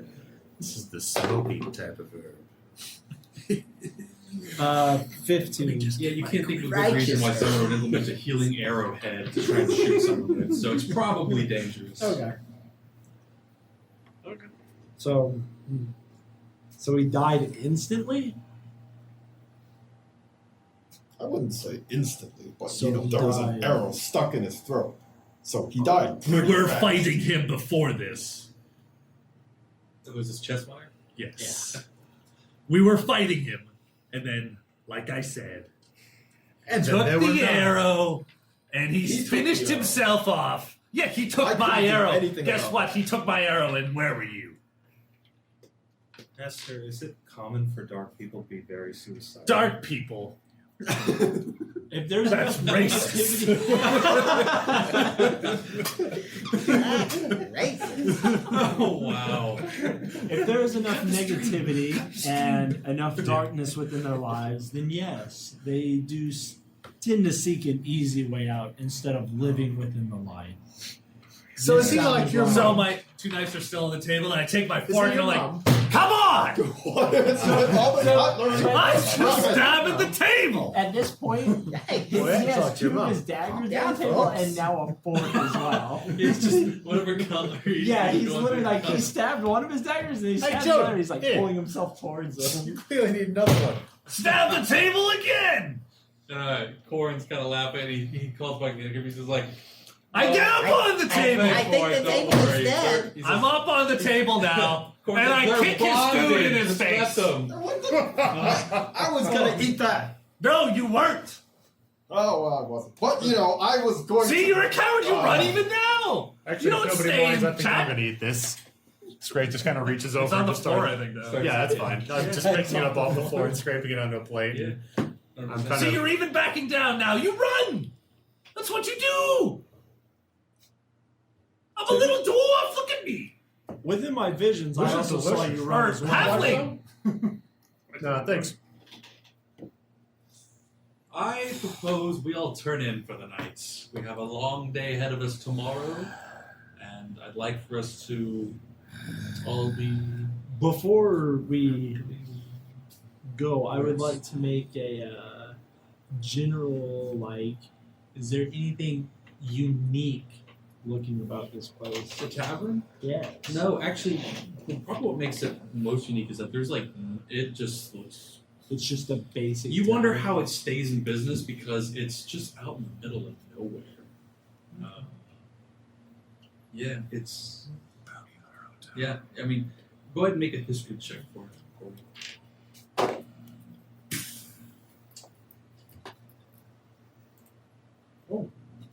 19. No, so you know Yeah, that there's after clearly everyone. something that it doesn't fit the normal flow of things. You're not sure how they stay in business. You can't think of any trade routes that go directly by here because you're partly off the trail, off the main road. You know that just another couple miles north is one of the major stopping towns. So why would people stop here instead? Corn speaks very highly of it. Obviously, you can't think of anything directly east of here other than the forest and the coast. So If everybody's going to turn in, if I notice that everybody's turning in, the barkeep would, or the owner of this establishment obviously isn't going to bed as we are, correct? Oh, no. So if I see that everybody's going to bed, including the instructor, I'm going to slip out and like have a cigarette or some sort of smoke. Okay. A cigarette. Some ye old blunt or something. Do you have Do cigarettes in your inventory? you have something to smoke? Not in particular. Are you just gonna reach into your component pouch and just smoke something. whatever ingredients you got? Straith reaches sulfur. over without Jordan noticing, cuts off a little bit of his hair and hands it over to Quentin. Oh yeah, that's the good shit. Druid hair, man. Some Ooh. sulfur here. Ooh. Oh god, yes. No, I guess more just along the lines of getting away from everybody, just to be outside for a moment as like a short refresher to break off. 100%. Yeah, you just step outside, just have a few moments to yourself. Straith follows him, walks out there with him. I literally just am like probably 2 feet in front of the door, standing there for a moment. Yeah, I don't turn my back or I don't turn around. As I'm just kind of like in a trance there for a moment. Yeah. Just kind of put my arm around your neck and like, the fuck was that, mate?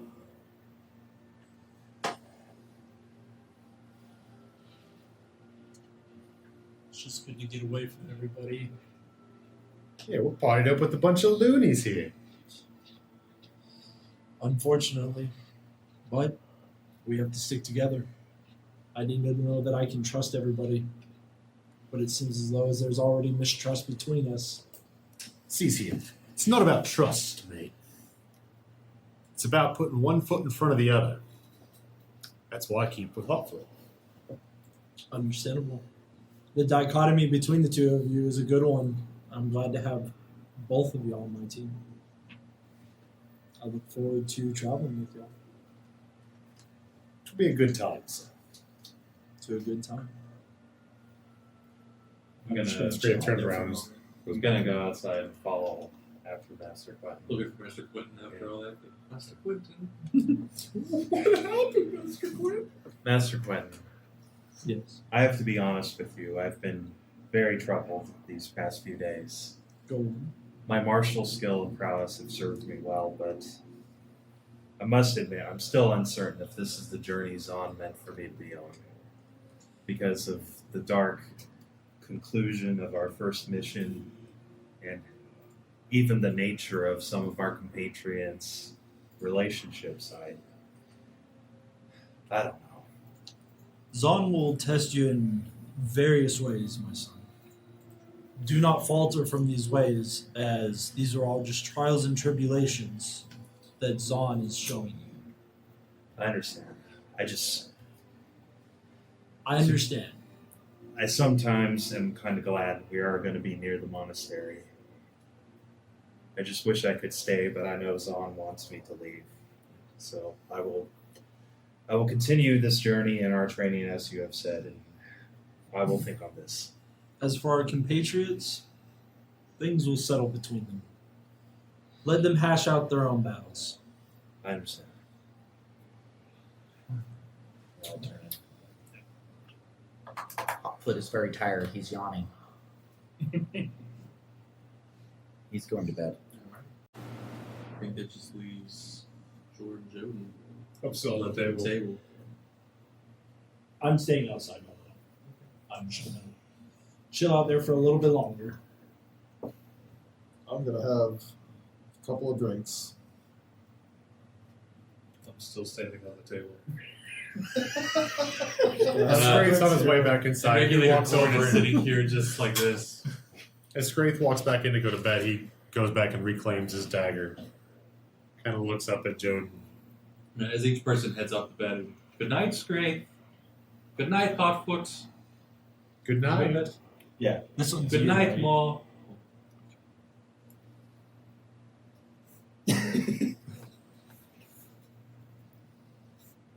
What? It's a makeshift door, okay? Just drew a line. He's standing right outside the inn. There's a tree in this inn. Yeah. Look, somebody's peeking around the corner. Alright, so Jordan Joden, it's starting to get late. You're on Let's top. have piling up here. It's like. You said you got 2 drinks. Where's mine? Well, get your own drink. Get my own drink? Yeah. I think you owe me something for leaving me high and dry. Oh, you. Yeah, fine. Are you drunk? You're going to leave. I don't want that. Order a drink, damn it. 1 gold? What is this? I don't need that. I needed your backing. I'm sorry, Joden. I really fucked up. Oh, God.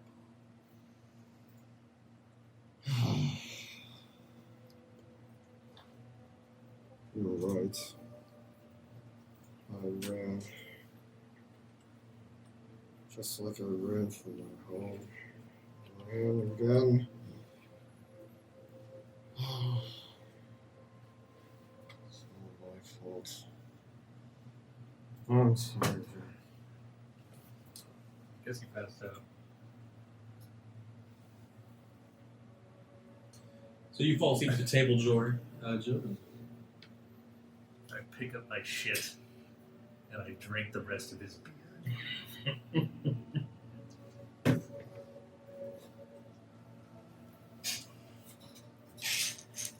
Do you make like a commotion going upstairs, or do you just? No, I take my shit and his beer. Wow. Rude. All right.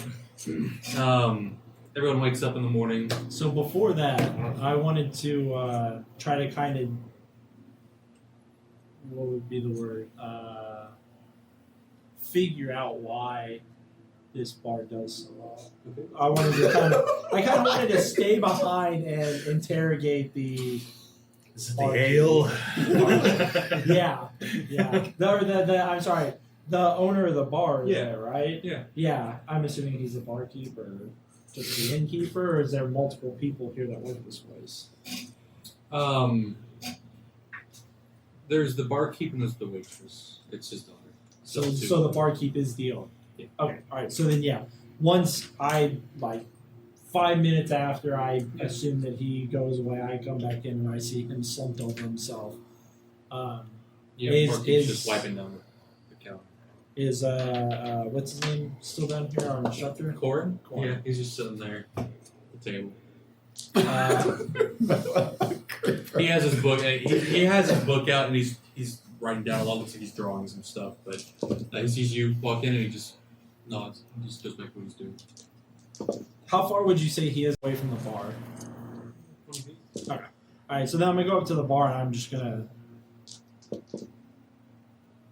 How do y'all manage to stay in business so far out here?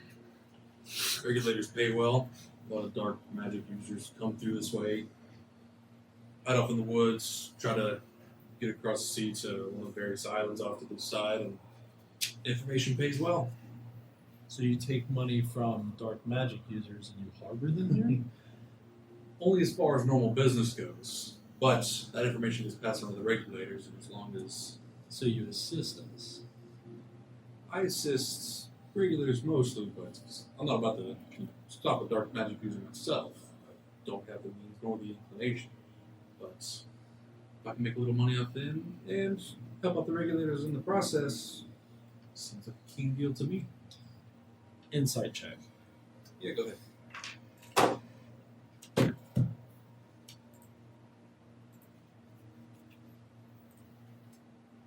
Oh shit. 20. Yeah, he does seem honest about it. It's still maybe not quite add up numerically to you, but at the same time, you haven't discussed specific numbers. Maybe regulators pay really well for this type of stuff. Okay. I'll leave it at that, Vernon. Good evening. You as well. Yeah, Corin's just kind of sitting there sketching away. And are you going to bed? Yeah, I'm just gonna nod at him and Night, Quentin. good night. Yeah, I think everyone's turned in at this point to some degree. In the morning, Corin gathers you all downstairs for a hearty breakfast. He has a. What did you have something to say? We get rid of exhaustion again. Right? Oh yes, Everyone who had a long rest, Jor included, though it may not have been as comfortable as desired. Everyone's exhaustion level is reduced by 1.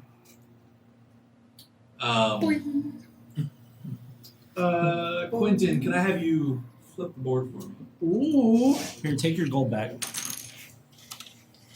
Yeah, that's it. Ah, damn He it. threw it to me to try to pay me off. You didn't take it? Ooh.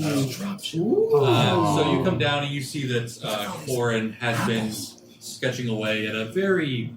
It's not the greatest map you've seen. He says, good morning, Ritz. He says, I had failed to mention a favorite pastime of mine that I've been working on is cartography. I'm not very good at it yet, but please, any criticism is appreciated. What I've drawn here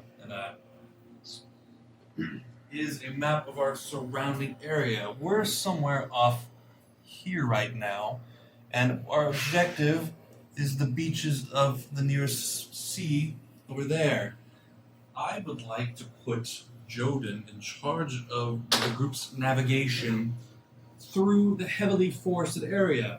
And to put it in perspective, I didn't want to draw every single square. Oh, those are all. Okay. I thought it was a Ocean. Those are Yeah. sperm. Yeah, exactly. So over here we have the ocean surrounded by a bit of beach. Yeah, they're trying to fight their way over. Anywhere you see these, And that's 3 why dashes, it's that's just grasslands. Uh-huh. And anywhere you see that is trees. And then Anywhere in it's blank, between is- yeah, the blank is like this is all heavy woods. And This, this is is all all that stuff, grasslands, yeah. Okay. etc. Sir Joden, if you would be so kind as to navigate us through, I believe your skill sets in particular will prove quite useful. So Getting us through. Spraith kind of hears your comment about, advice and things, and being really good at mimicking and copying things, cartography is definitely something I've been interested in, and I kind of sidle up and say, hey, I'd be glad to go over this. I've tried my hand at cartography a bit myself. He said, "Oh, it'd be my pleasure, sir." Yes. He jots down in his book, clearly, and he's like, "Talk to Spraith about cartography." Yes, Brother Joden. I'm sure your diminutive stature will make it easier to go through the forest. Thanks, fishy. I meant, no offense, but yeah, Well, you your sounded size like will be. offense. That was pretty offensive. I meant, okay. It's okay. Light be with you. Okay. I'll let it pass.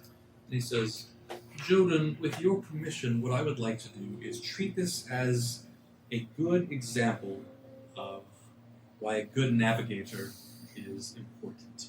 So while I have you leading the group for the majority, I would like to have someone else, or maybe even rotate others leading the group, see just how quickly and easily it is to become lost in deep woods such as these. And of course, you're there to always get us back on track.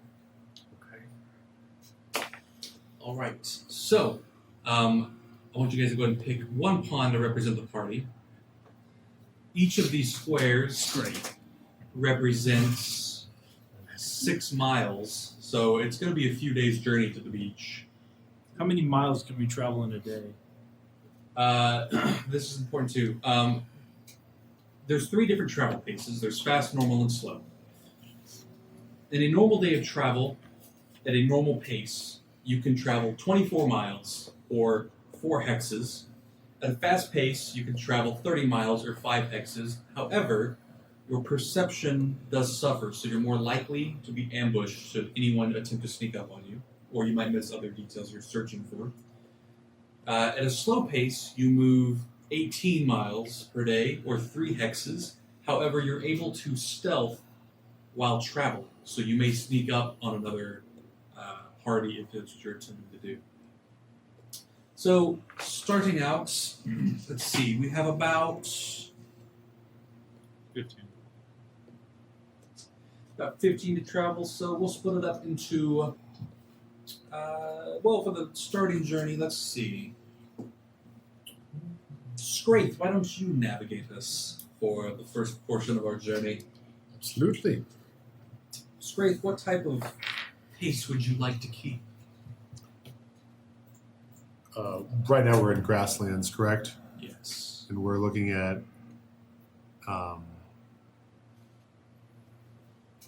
Probably a slow pace since we still got people that are recovering. Okay, so kind of just stealthily moving across the grasslands, just being careful, Yeah. being safe. Okay. And Scrape, would you determine the marching order for the group, please? I'll say, to be fair, I'm still at level 3 exhaustion, so I'm half its speed. I'm still Um, speed as well. Unless if somebody wants to turn into a horse and. But if he's up to, he is half speed. Oh. What it. Oh, I'm at half speed too. So.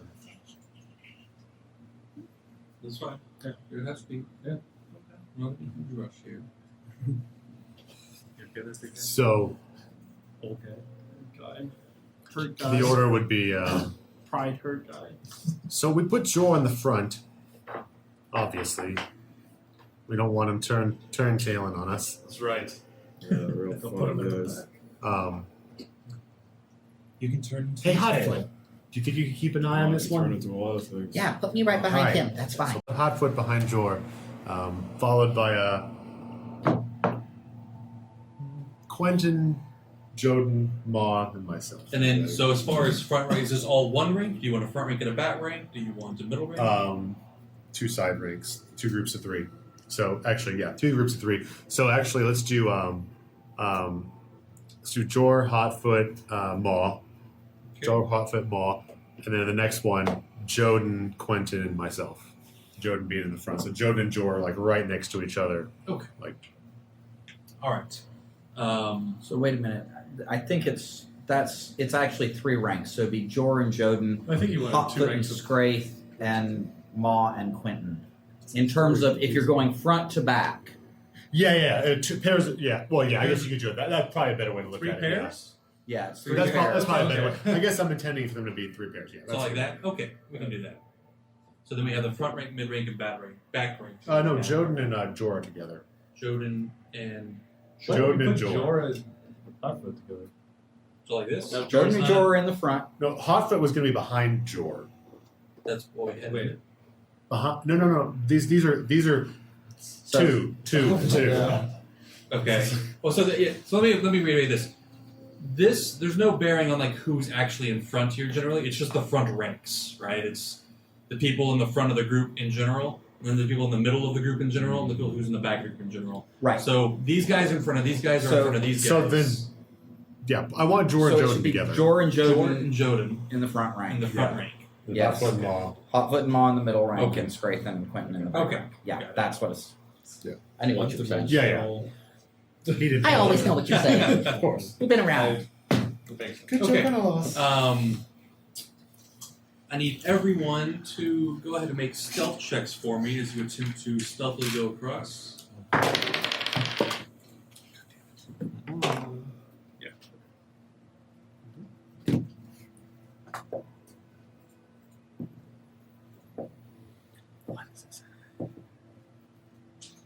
All right, and for the first portion, for the first day of travel, we're going to move 2 hexes because half speed of the other guys. So we're going to move 2 hexes towards the east. You guys don't encounter anything in particular. We're going to have a long rest. It's a pretty uneventful day. Everyone's just kind of marching, getting those sore muscles out of the way. Reduce exhaustion levels by 1, What were the stealth checks for? just in case you guys do encounter something. Oh, okay. I'll call them out if we do. I am no longer exhausted. Nice. And I think that means. I'm all. Yeah, you no longer exhausted. Nope. No more exhaustion. I feel like Okay, going to the second day, you guys continue traveling. Nothing of event happening there. Move another 2 feet in. You guys begin approaching the wall of trees. It's a pretty thick forest from here. It's going to be considered difficult terrain at this point. So at this point, we're down 2 levels of exhaustion.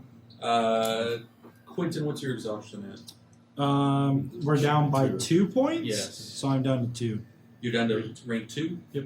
Which is what Which speed one have? have? Yep, speed have. I was ahead of everybody by 1. I was at 5 before y'all were at 4. Oh. So everybody else on 4, I was at 5. Okay. As you guys are camping at the foot of the forest border, we're going to take an extended rest here. We're going to let Quentin catch up. These next few, the next few days are going to be pretty thick woods here, so we're going to be moving slow already. I'd hate for him to fall too far behind. However, while he rests up, I do want to step out with Joden into the woods for a bit, so you all make yourselves comfortable, have yourselves a meal, and we'll return, hopefully, with some dinner for this evening. Fresh wolf caterpillar. Wolf or caterpillar? Corin, is it almost twilight?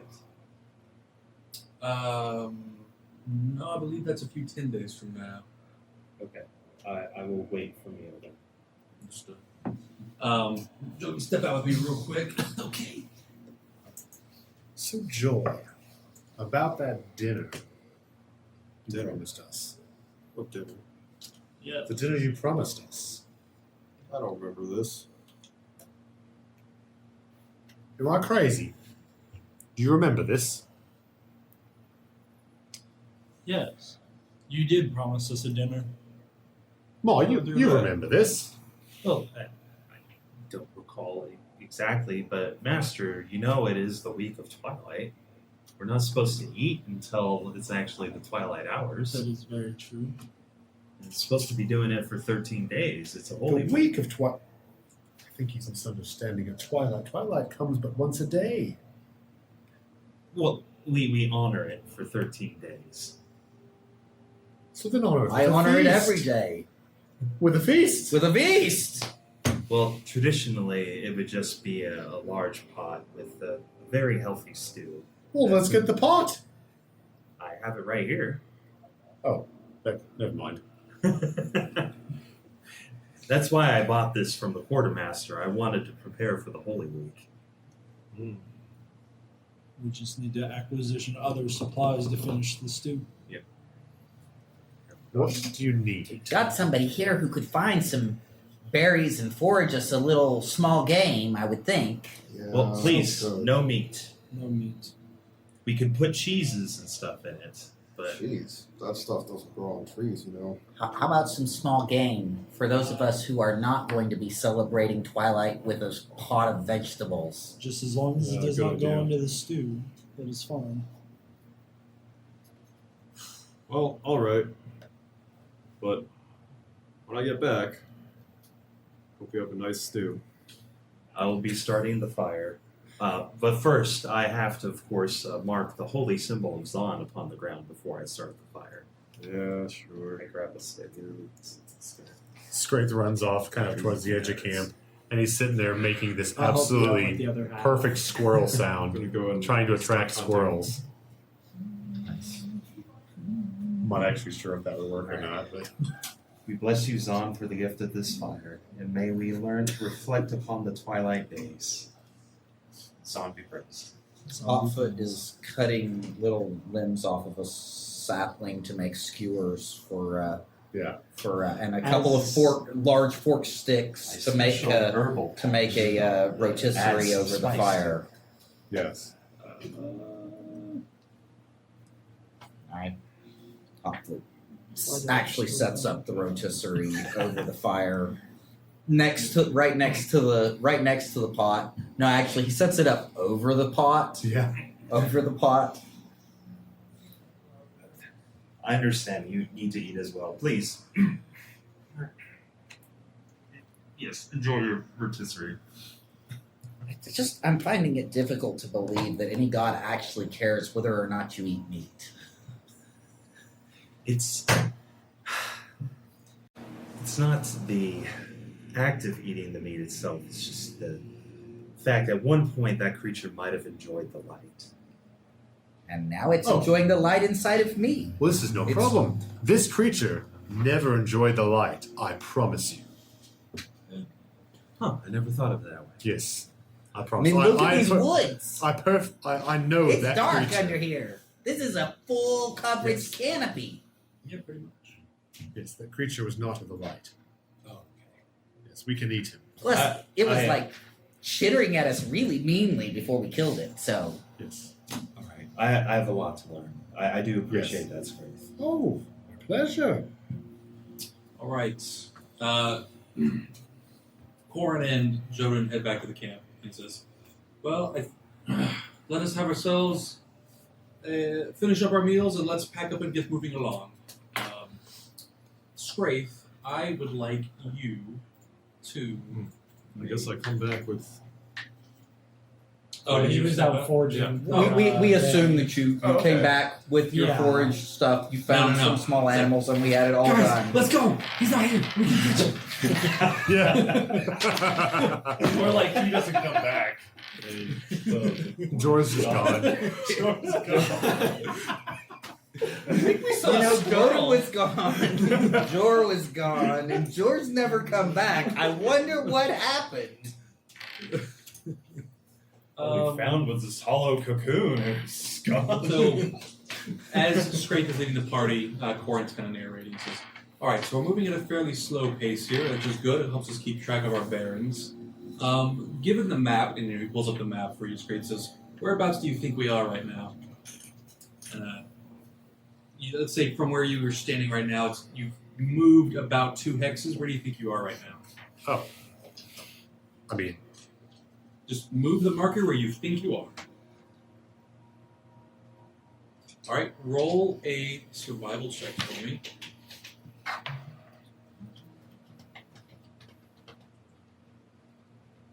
And because you're moving at a slow pace, you get a +5 bonus. nat 20. Nat 20?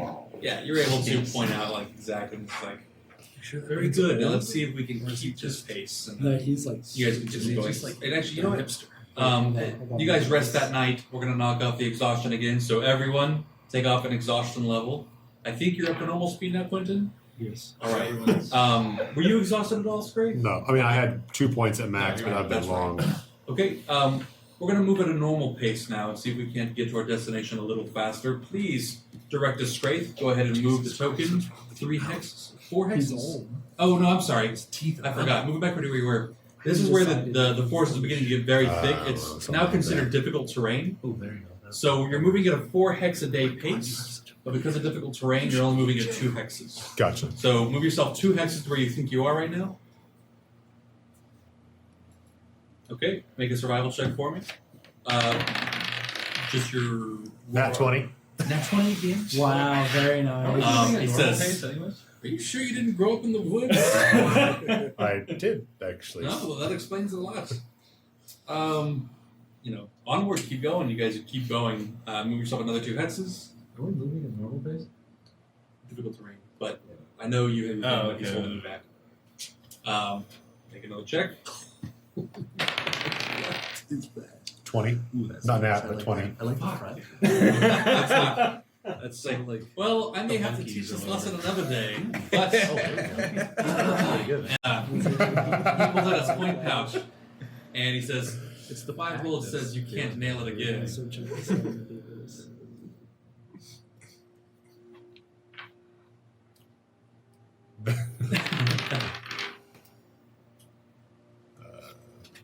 13, I think? 13. Did you make the bet? Huh? Did you make the bet, or no? Or was Oh, yeah, I made the bet. Okay. Absolutely. so? Go ahead and move yourself out of where you think you are, and he's like, So I'm assuming this has been over a couple of days, right? yeah, every 2 Okay, squares. so is a day. we're completely. Yeah, out I'm of sorry, I forgot to exhaustion. tell you because you're the only one with any exhaustion points left, you loser. Hey, Quentin. You old Hey, man. Quentin, since I've been doing such a good job, did you just help me? You hope that was That's 20, what, wasn't it? That's what I was about. Well, that's the only bad thing is I can't make it a 20. I have to take out of these 2 rolls to figure. I'll take that one. Yeah, I was gonna say that's why I said take it. So Yeah, instead no, of if that's what you want to do. Now going forward, I do need to iterate. You can use your portent on any D20 roll, as far as I'm aware, but you must make it before the result of the roll is announced. is it? I think so. Let me double check it before I. Yeah, I was just saying because I think because I don't think that's it. I think it's That would make the sense outcome. if you're seeing the future. It would make sense that you would have But to do it Wow. before it's already been I established. take it back. Almost every situation in the game Yeah. where a dice is replaced, it says it must be done before. This But does not, it does therefore not. it does not Yeah. apply. So because the whole point of it is to His see if power. if he rolls a natural 20, I can be like 1, or if you roll a 1, I can be like 17. That's the whole point of Portent is to completely change the outcome of the game. That's true. And, All right, unless that's it's fine. lucky. Lucky's different. Lucky. I think you I was have thinking of to- lucky. Yeah, you You have see the to roll, but say- don't know if it hits or misses, and then you choose to Exactly. use it before you know it hits or misses. Obviously, a 20 or a 1 is a giveaway, but that's just the So way it is. So yeah, you give it to him. Yep. And so he's sitting there looking. He's like, huh, I hate to take your money from you, but and then as he's pointing these things out on the map, you're like, you know, however you want to portray this, you basically prove Corin wrong here. Are those trees thinning out over there? And he's like, I believe we're at the edge of the forest again. he's like, well, no, that's not the edge of the forest. That's the clearing here. And he just wordlessly just hands over 5 gold coins. And he's like, you got me good, Sir Scraith. I wouldn't have known that you helped me though, right? No. Okay. No, it was- I was gonna tip you, but No, you're fine. Yeah. You're perfectly He could fine. definitely play it up if he wants to, to call out something that represents the roll change. Yeah. But so far he's just been doing it like, nope, this is what he rolled. I just like the whole omnipotence thing of like, yeah, no. Truly, Scraith, you have the sight of Zahn upon you. Says, well, I didn't get to show off your prowess at all here, Joden. It seems the crew may not have any trouble navigating, but I'm sure we'll find another day. I mean, we would have got here many days before, but sure. In any event, The salt is real. He says, we're not in a rush. It's all about trying to teach, even if sometimes those lessons fall flat upon the beaks of others. As you guys approach the beach, he says, beaks? Yeah. You guys approach the ocean. He says, all right, now, on the quartermaster should have equipped you with 2 boxes I had requested. Who has those? Fine. Tattletale. Thank you. They're about, big boxes. They're only about 4 pounds each. They're not I heavy. don't know, but I don't want him having them. And he sets both of the boxes down. They made me sign for them. Next time you take them, and I won't. He sets the boxes down near the edge of the water, and he speaks 2 words to them. Tora, Tora. And the boxes begin unfolding and unfurling as material folds out into the water and begins constructing into the semblance. What would happen if I mimicked that thing just for the hell of it? If you're gonna go up to the boat and say that, Yeah. sure. You're gonna know what would happen. So Yeah. do you have proficiency in Arcana? Probably not. I doubt it. No. Okay, you can make an Arcana check, and I'm gonna say it's a DC 15. Okay. On battery, just 13. You're not sure. You do know that it's a magic item and he's using its command word to activate it. Yeah. You don't know what would happen if you set the same word to it. Whenever it goes Yeah. to sleep, you have to sign back in.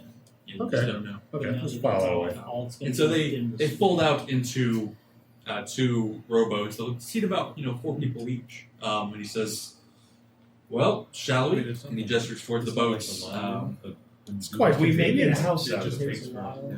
No, we're not making a house. We're taking them to the island where your monastery Once you resides. close it, it'll- Oh, I thought we were swimming. No, we will not be swimming. That is, I understand that you may be quite familiar with the waters, but that cannot be said of the rest of this group, unfortunately. Perhaps the Maw of Zahn would like to swim. You're welcome to swim alongside us if you like. Could you keep up with us? I don't know. If you consult the Dungeon Master's Guide. It's only been up for 11 hours. I just know I could be underwater. I think he really wants to swim. He does. Can we just tie him to the back of the boat? That they don't have. Like Jasper style here? It's just flopping in the Yeah. For some reason they got like. Or I could speed to the front of the boat. Just pull it the whole way. Characters can row a boat for 8 hours a day. Suggestions will need to get there.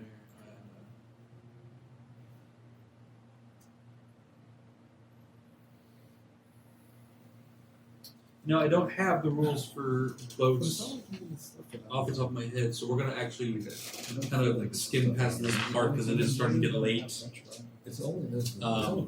You're welcome to swim alongside them if you like. You do have a swim speed, so you're able to just swim perfectly fine. You didn't get back into the boat at any point. I know there's island. It's about a half day's row. You guys approach the island and you can see it's not a very large island, and clearly the most prominent institution on this island is the monastery of Zon.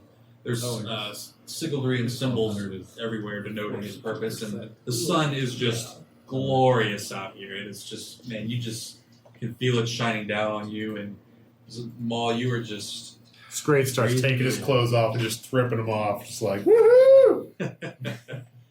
No, actually, I would never do that. But hot foot.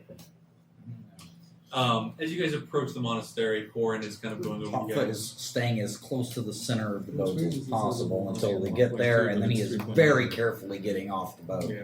No, I definitely am the same way. As you Don't guys like that approach water. the monastery, Yeah, me Corin is going over a lot of the niceties and the rules that he recalls. He's like, you know what, Maul? I think it might be better if you kind of tell everyone what to expect in terms of the monastery. I'm guessing lots of fresh meat to eat, good meals. Oh, that's really wonderful. Everyone listen up. I don't want you coming up as disrespectful Children. under my watch. The temple of Zon, everyone refers to one another as brother and as sister. Initiates into the brotherhood of monks, they're known as childs. And all the masters are fathers and mothers that watch over us. Since the founder of the temple was originally an orphan from the great calamity that brought down the great flying cities. It was said that he survived for 13 days with only enough fuel to last one day. And from that, he learned how to stoke and maintain the light of Zon and train others to share that. I just ask that whenever you see a symbol of Zon, which usually has an altar of burning incense and embers, just give a brief bow as you proceed through it. Please do not distract the initiates as they're going through their physical training. Look, Maul, I love your zealousy and all, but that's a bit much. Yeah? Well, since you're technically not students, if you have questions or anything, any of the elders, the masters, would be more than willing to answer your questions. And of course, there are provisions and very delicious cheeses and breads. So are you a child or a kid? I am officially Ma of Zon. When we first enter, we are called child. We do not have our true name until we go through the rite of passage. Are you of this temple? I'm not from this temple. This is Sister Quentin. Sister. Right, sister? All right. As he's going through this, we're going to take a quick 5-second break while I prepare the next session. Jesse, what time do you have to be out of here by tonight? Preferably within the next 30 minutes. Okay. We only have one more scene to go through, so we should be done around then. Yep, take a quick 5-minute break and we'll get back. I'm tired. I picked a bad night to get to sleep.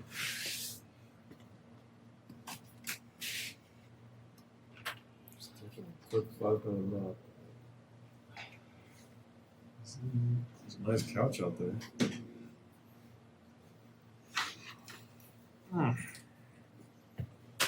Oh, you're gonna destroy this work of art. Yep.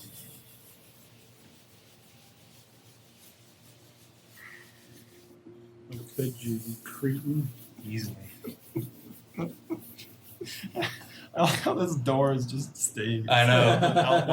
I gotta do a deep clean on my map soon. One of my The door friends is just used too one of my stupid. So I have a pen that's used for inking, and she used it on my map, and it's like permanently imbued with it, and I don't know how I'm gonna get out because alcohol won't take it out. I don't know if it'll work for that type of being, but I had someone use permanent marker on mine once accidentally, and I used removable or dry erase marker on top of it, and then erased it, and it picks up the permanent with it. Really?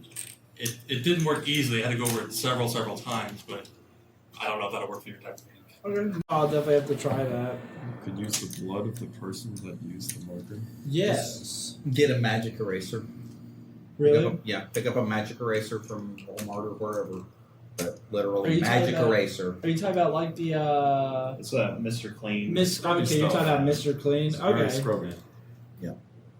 But it'll take it right off, I guarantee. Okay. I think I We'll probably take more of it off. Like, Yeah. we'll take the surface off too. It won't. Such a safe. Maybe a little bit. This used to be the nightclub on Outreach when I did my battle tech. But Oh, for practical purposes, you won't be able to tell the difference. They really are like magic.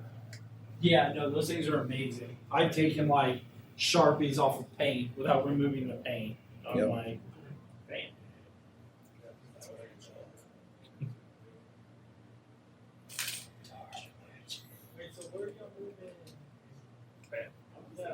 I feel like I have less money. Oh, I don't have less money. Or do I? I think we all It's got like a platinum. platinum and a bunch of gold bars. Well, some people had more to start than other people. 'Cause people came from different backgrounds and had different, qualities of life prior to their entry into adventuring. 10 gold coins. And some people stole diamonds and money pouches from their leaders and didn't share it out with the rest of the group. I knew he was gonna try to keep that fucking diamond too. It's like, No. I can sense the magic. why would you lie about this? Had that plan since last week. Well, I had this whole thing where I was going to be totally just completely and totally in awe of him, but now I'm like, I saw him trying to hold back the diamonds, so I can't actually trust him because I know he's not honorable. So, I still want to learn from him. Don't get me wrong; that's the overriding priority. I think but- that's the beauty of Quinton, right? Is Yeah. that everyone's like, wow, he's clearly this powerful. I should, and then they're gonna oh, he's really not who I thought he was. But he's still powerful. It's just, the conflicted emotions there.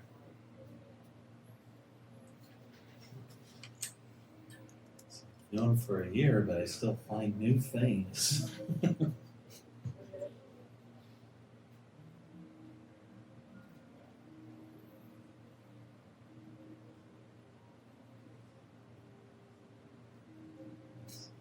Straith taught me I can eat animals as long as they originally just had darkness in them.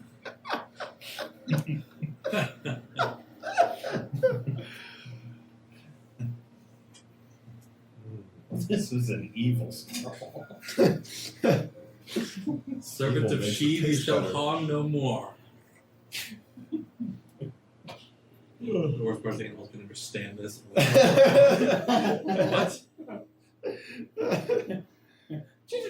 He's full of shit.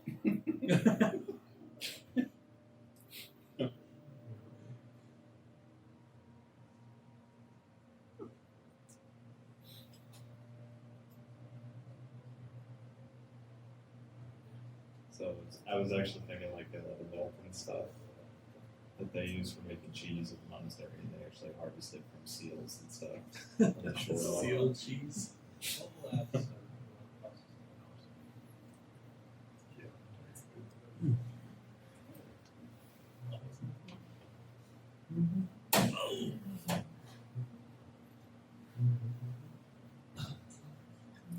Sister will be back soon. sister. Sister Quentin. Sister Quentin. Yes. She's relieving herself.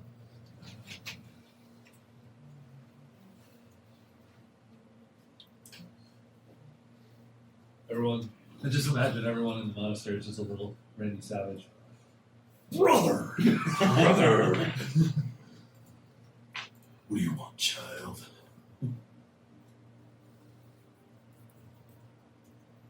They could probably beat Master Dennis.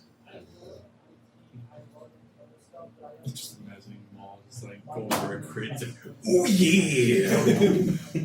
Oh, that's what I call the suplex. I've got you in 3 minutes.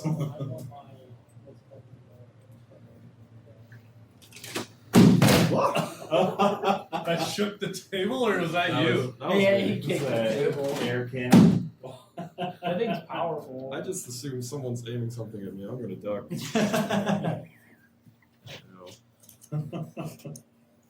All right. Since we're on a time schedule here, Shootings. as you guys go into the monastery, it is approaching evening, and the doors open. One of the monks that you recognize as Master Nanus, he gives you a quick greeting. You can tell in his eyes he wants to speak with you more, but he's like, "Hello, Regulator Korn. We received your missive. We prepared the trials that you asked, but as you can see, we're running short on time." Korn's like, "Yes, I'm sorry. We had got a little caught up in the training. I guess Joden Maw, if you guys would please accompany Nanus, and he'll get you guys prepped for your trial." Swirling fear. Corin says, "I'm sorry to surprise you, but you guys will be going through the rite of passage again, Maul. If you would accompany Joden through this, we think that it'll help you regain your focus." I will prepare myself. All right, I want Joden and Maul, go ahead and step out there for a while. Maul, go ahead and explain to Joden what to expect in this trial. Shut the door Sorry, too, Master.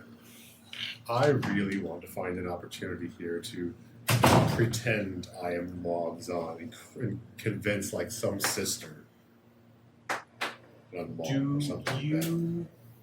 I'm not sure to what end. You don't have the disguise self spell, so there's no way you can actually change your appearance. And he literally grew up his whole life here amongst all these people. Would this? So would I would this say be, this one's going to be an impossible okay, check. okay. Wait. Would this be premeditated? Like, has this been something that you've been wanting to do for a while, knowing that we've been going here? Oh no! Or- I was okay. just this is just like ever since you started I was gonna talking say, about I that, I love, was like, I love the enthusiasm, but there's just no fucking Yeah. way. What if I had a spell? Potentially, but not tonight, just because we Yeah, are. I Okay. kind of figured Yeah, that fair much. enough. Fair enough. Yeah. So they're going to be going through trial here. This plays into a lot of the character stuff that develops them during level 3. What I need you guys to do is play 4 of the enemies that we encountering. The idea is that this is a trial of darkness. You know, it's themed around the monks of Zon, the whole light darkness thing. They go into this cave. It's super dark. They kind of have a Luke Skywalker on Dagobah cave moment of trial puzzles. It's catered to everyone, right? Like, it's different for everyone. In this case, they'll be encountering shade or shadow beast type things that will be assuming the forms of things that cause them doubts in their more recent affairs, and things that make them despair, things that might just cause them to question their motivation, things like that. Did you say that what's his name is going to be going into this? Both of them are going into this. So I definitely call being Jor as one of the shades. So actually, it's not going to be Jor. I have some. That's open for discussion. The ones I had proposed was. Can I be a shade that takes on Jor's appearance? Well, so hold on. I have 4 suggested shade forms already. If you guys don't want to use them, that's fine. I'm perfectly fine with you guys using whatever you like. The ones I want to propose. Let me see if I can pull everything up here. So we have Strafe. I want you to play that dead goblin that you killed, that Maul tried to spare. It's been eating him up. Like, out of in character, he feels so bad. Like, that's the first time where he was like, saving someone like he always does, and he just outright murdered it right in front of him. It's been eating him up. So, throw things at him like, play up the goblin's family, or I got this. everyone has the same stats here. This is just the stats of the shade. The idea is that anytime you make an attack, hit or miss, you say something to them catered to the doubt that your character would impose on them. We have I would suggest Lord Chestmire, and that you. Actually, let me put this through. The dead goblin. I would like you to really latch onto attacking Maul whenever possible. For you, Jor, I'd like you to really latch onto attacking Joden, obviously, as Lord Chestmire, casting doubts of, you'll never clear your name. Who's to say you didn't murder all those women by not stopping me, right? Just his failure in stopping Chestmire sooner led to those deaths, things like that, right? Obviously, if we have Jor playing as a Phantom, that would work too.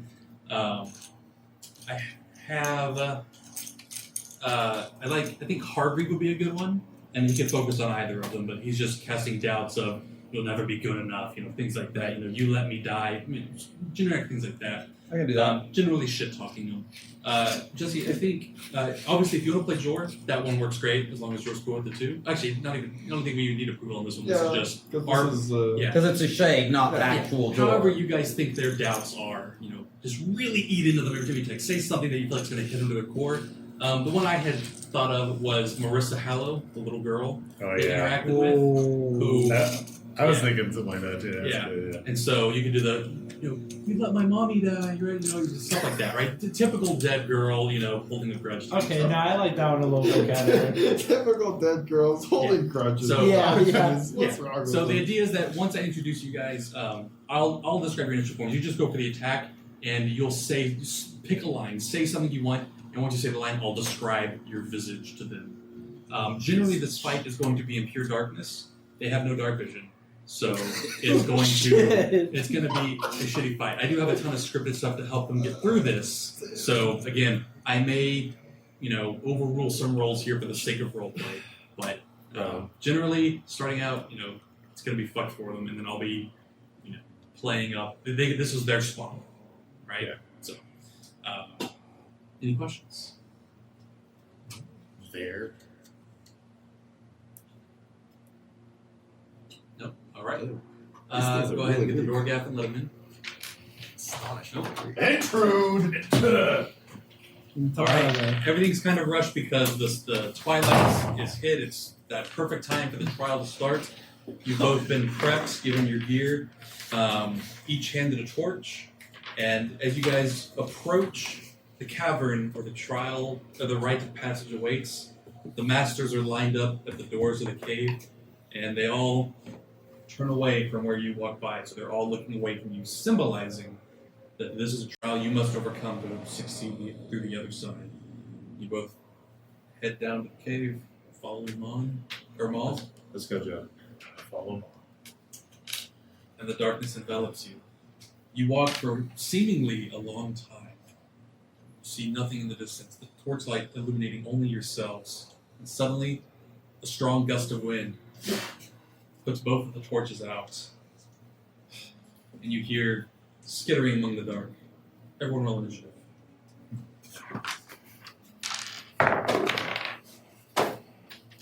Nice, same roll. Once it's your luck. 15. 15. Add 2 for Oh, yeah, 17. Oh yeah. So for these monster stat blocks, when you roll initiative, you're going to add your dexterity modifier to the roll. So you had 17. Jor, 18. Huffwood, 12. Quinton, 11. Joden. 11. I'm gonna let Joden go first here.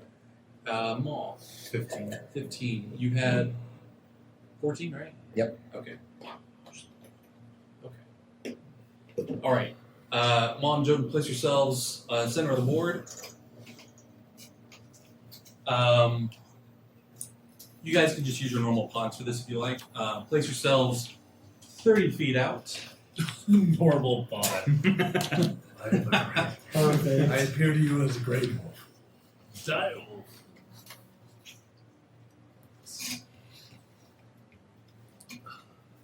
Sorry, if you want to be over somewhere else. That's good. Yeah, that's actually good. So Maul and Joden, it is pitch black in here. You can see nothing. You can, however, feel the shadows stirring close by as they rush in. Jord, it's your turn. It's time to sneak up and use Drain on Joden. All right. Since you are technically invisible to them, you have advantage on the attack roll. It is a 16 to hit. What's the damage? What the hell? 1 minus 2? You can't do negative damage, so it's just So it's just 1. 1 point of damage. Alright. Okay, shadow shape. Scratching. Scratching. And you hear a whisper. You'll never be as good as me. And you see, for split moments, you swear you catch the visage of Chestmire glaring at you as you feel this slight scratch across your skin, and it ducks back into the darkness. Also, Shades is a bonus action. Obviously, you can hide, so you're able to do that. And Sure. Does hiding actually have any? Stay steady, Mom. go ahead and make a stealth check for me, Sure. Jor. Next up is Strafe. So you kind of hear this like noise, and then It's a D4 for the damage. D4. Yes. I think, is that what I put? It's a D6 minus Oh, 2. I apologize. I minus apologize. 2. I don't know my own Yeah. stats. So 22, so 2 damage. 2 damage to Maul? 2 damage. Okay. And as you're sitting there, you hear this. Why do you hate me? You had to try to save me. You could have saved me. And you see the visage of the goblin that you saw Strafe kill that night, staring at you with longing eyes. The visage has an arrow sticking out of its throat. Next up is The Maul. light is carrying Go ahead and make a stealth check for me, too, as a bonus action. And what was your stealth, Jor? Oh, it's plus 4, so 15. 15. 19. 19, okay. Maul. Stealthy just Looking around, you can see nothing around you, but you did see that just now for a split moment as it struck out at you. Joden, I'm going to continue to move forward. We need to get through this. So I'm going to move forward here, and then I'm going to spend my key, center myself, and do patient defense, and use the dodge action. And actually, no, for my action, I'll do help. Like, come take me, dark ones. And then I'll use dodge as my bonus action. Okay. For the next round, so they got disadvantage. Okay. And he has advantage on his next attack. You actually, if you use an help action, you have to be in 5 foot of the person he's attacking, okay. and you can't see them, so you can't help them. Okay. Okay. You grunts are no good. You couldn't even keep me alive. Now That's go going to ahead. be. That's going to be right there at Maw, and I'm going to roll. I got disadvantage, right? Yes. So that's going to be a mere. Oh no, 8. actually, You would have advantage. I apologize. You have advantage on your attack roll. He imposes disadvantage because of his defensive stance. This is a new rule for everyone who may not know. Anytime there is advantage and disadvantage affecting a roll, they cancel each other out. Advantage and disadvantage do not stack, so there's no case of, oh, he has 2 advantage and 1 disadvantage, so it's technically advantage. No, it's, is there advantage and is there disadvantage? They cancel out. It's a normal attack roll. Okay, so in that case, it's an 18, 18, that's a hit. Roll for damage. and that's 3. 3 points of damage to Maul.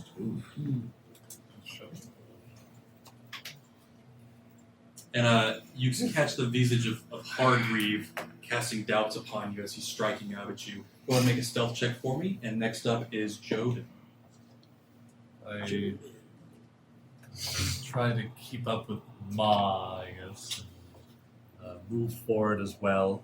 And That's a fail. I don't think I know where any of these things are. As you are running by Maw and Joden, you can feel the Hargreave specter kind of just like breathing heavily, the same kind of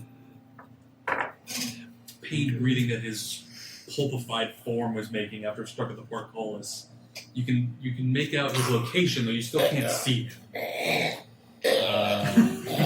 I will. Can I swing in that general direction? You can swing. Okay. At disadvantage? It will be a disadvantage. Whatever. Even bigger disadvantage. It doesn't matter. I don't have it. Okay. It's You, a 7. you strike out, and as the shadow form, it just goes right through you, and you're not able to strike. Yeah. You're not. You're sure you thought he was there, but you're not striking anything. Doesn't look good. Quentin. So 5, 10, 15, 20, 25, 30, 35, 40. Go up to him, and I'm going to just lash out at him with Drain as well. Okay. Oh, with advantage, right? Yes. So 21. That's it. Or 22. Yeah. So for 1 damage. 1 point of damage. You say? Yeah, and you're going to hear a little girl shriek, and it's going to be, "Why would you let my mommy die?" You swear you see the visage of Marissa Hallow looking eye level with you because. Oh my god, she's towering over me. Yeah, this Jor and I'm sorry, Ma and Joden. This is especially Ma. This is not what you expected. This is not quite the trial you went through last time. Things don't look good as you're beginning to panic and continue to run. Jor, it's your turn. Ooh, someone's gonna get a draining. Somebody's gonna get drained. Oh boy, here I go draining again. Here comes the big suck. Is this still an advantage? Yep, still at advantage. You're getting the suck. Is it 19 to hit? That's a hit. Oh, 1 damage again. 1 damage. Oh boy. Oh shit. Next up, Scrape. Yeah. And what do you say, Jor, as you do this? How was that year you spent in prison?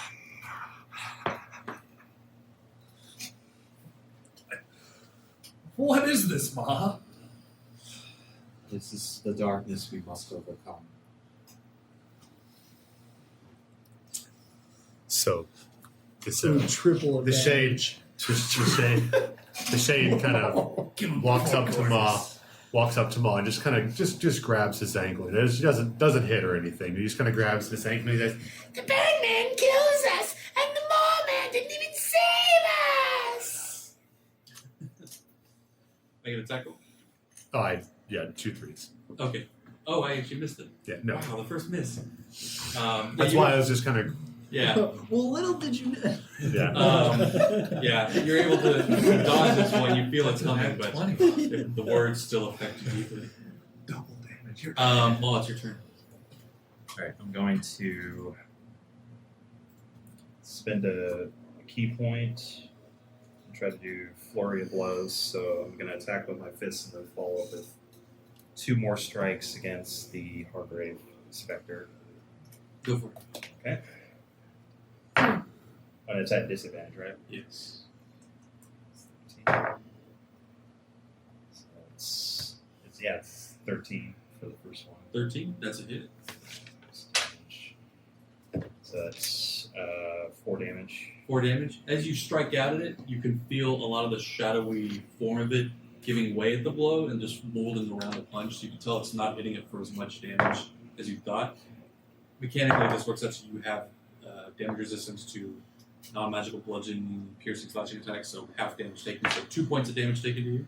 Okay, that's 13 again and 6 damage. Okay, so a total of 5 points of damage taken to you, Hargrave Spectre. Yep. Then Okay. the last strike, Seems like Robert dies first. 16 Oh god. and 5 damage. Robert dies Hargrave Spectre's down. Yeah. What's Hargrave Spectre's like dissipating words? What? You let me die again? Man. Also, real quick note, Robert, I need you to come to sessions wearing a red shirt. Hargrave Spectre's down. I will be in a red shirt next time, I guarantee. Joden, as this is all happening around you, you turn around every which way. You can hear the specters laughing and mocking and just making you doubt yourself. You turn around, you see the Marissa Spectre, you see the Hardy Spectre dissipate in the distance, you see the dead goblin mocking Maul, you see Chestmire laughing at your failures. You turn around and you see a familiar face, that of a furbolg that took you in as a young halfling. He says, "Hello, little one. Tell me what troubles you." And while this is happening, you can still, sense Maul fighting at these specters, which have all kind of converged on him in the distance. Just, kind of the slow motion, muted sound, cinematic type thing while you're having your moment of epiphany. As Maul is just like doing his best, but it's not going well overall. He had one lucky strike, but the shades are, closing in. I don't know why I'm here, and I don't know what I'm doing. Do you remember what I taught you? I remember some basics. Close your eyes and look inside yourself. You will find all the strength you need, all the shadows you require to protect yourself from those that would hurt. To become your tool, your armor, and your weapon to strike those down that wrong you. And as you open your eyes, you can see in the darkness. You see the form of these shades, not for the forms they take, but for the forms they truly have. And they're not nearly so intimidating as they hold themselves. Not only that, but you've come to understand the darkness to a new level, such that those that feel comfortable in the dark themselves can no longer see you in the darkness. And the three shades, as you're kind of walking Maul, you see this figure standing there. He just vanishes. Jobin, it's your turn. I guess.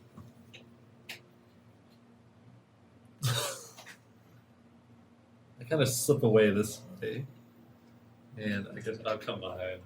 Damn, now who's the runner? Nope. You just saying that because you're about to get hit? No, that's fine. Go ahead. Do it. You won't. You have advantage on the attack. Yes, I do. Do it. 21. 21, that's a hit. For a whole 3. 3 points of damage. You're going down. Yeah. Yeah. You're the shade that represents Marissa Hallow, this young little girl with a slit robe. Suddenly feels a sharp stab in your back. It doesn't hurt for much because of the half damage, but you're surprised. You're like, where did that come from? There's nothing behind you. You turn around, there's nothing behind you. It's now your turn, Marissa. Okay. So I don't see him. No, he just vanished. You're not sure what to make of him. Do I see You do see Maul still? You do see. Yeah, so I'm going to ignore that and Floaty McFloaterson. Whoop. And then. Oh, do you want me to take it? Sure. Yeah, I'll take it. I mean, if you don't want to, go right ahead. I didn't want to. Yeah, I didn't figure you wanted to. Somehow I rolled double 2s. Yeah. Double 2 as Yeah. a halfling. Wow. He's the only guy, by the way, in the previous campaign that rolled 2 1s on disadvantage twice. Yeah, that was amazing. You're good with twins there. Okay, go ahead. Yeah, so I'm just gonna go ahead and lash out at Maul. Just kidding. I was not going to. I wouldn't feel like it. So I'm going to miss, or I'm going to kind of try to drain again. And as I miss, I'm going to get right up against Maul's ear, or as close as I can to him. And I'm going to say, "Why didn't you stop him from killing us?" You are the darkness. You're not the real child.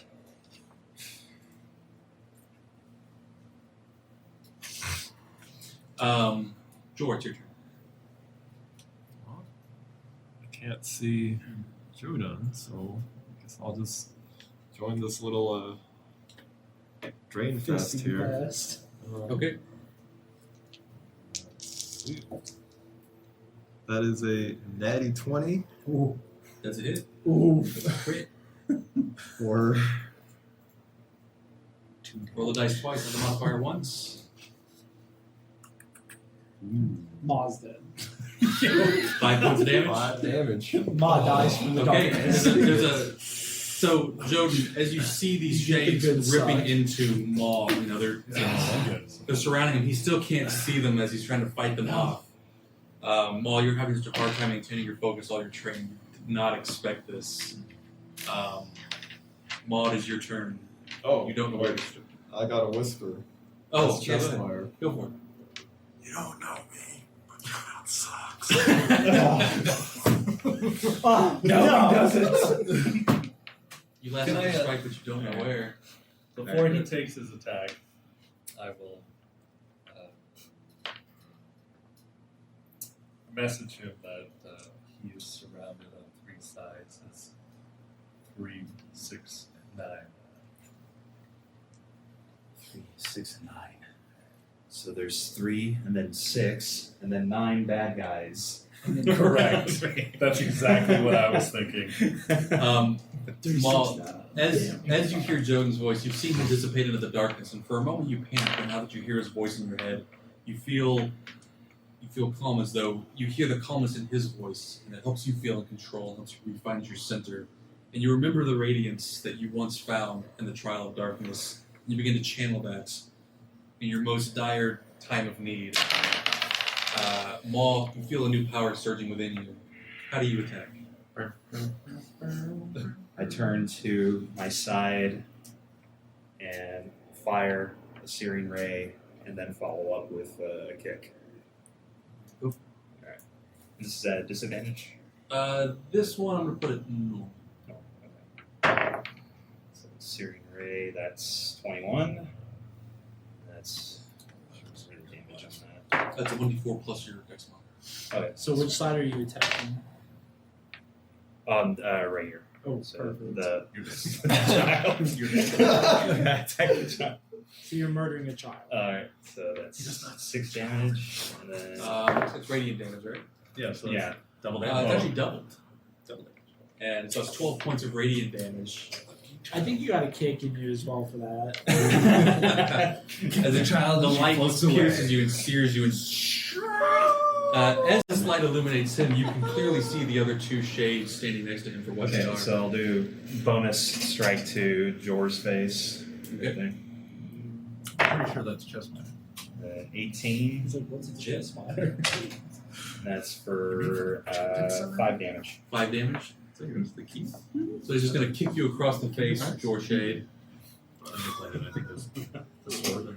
Joden, it's your turn. Yeah. My turn? Yeah. I'm going to, I guess, take action on this guy for 18 for 2 damage. That was half. That's half on who? On this one. Okay. Yep. That's also Chestmire? Yes. Okay. Next up is Marissa's dead, right? Who's left? Yep. Marissa and Straight. Chestmire. George. Did we skip? I think you did skip me. Yeah. Did we skip you? No, I think he goes down. No, No, I I don't did. have I think I to did skip him on Oh, accident. It's So, all right, it's all right. okay. Chestmire, go ahead and go. Turn around. Gotta hit this little. Wait, You can I actually see just him? turn around on the fucking battlement. Can I see him? Is he still invisible or something? What's that? Is he still invisible? You can't see You cannot see Joden. Okay. Make I guess I wild turn around attack. again. Because shit, nothing's there. Full 360. Well, I guess we'll just hit him again.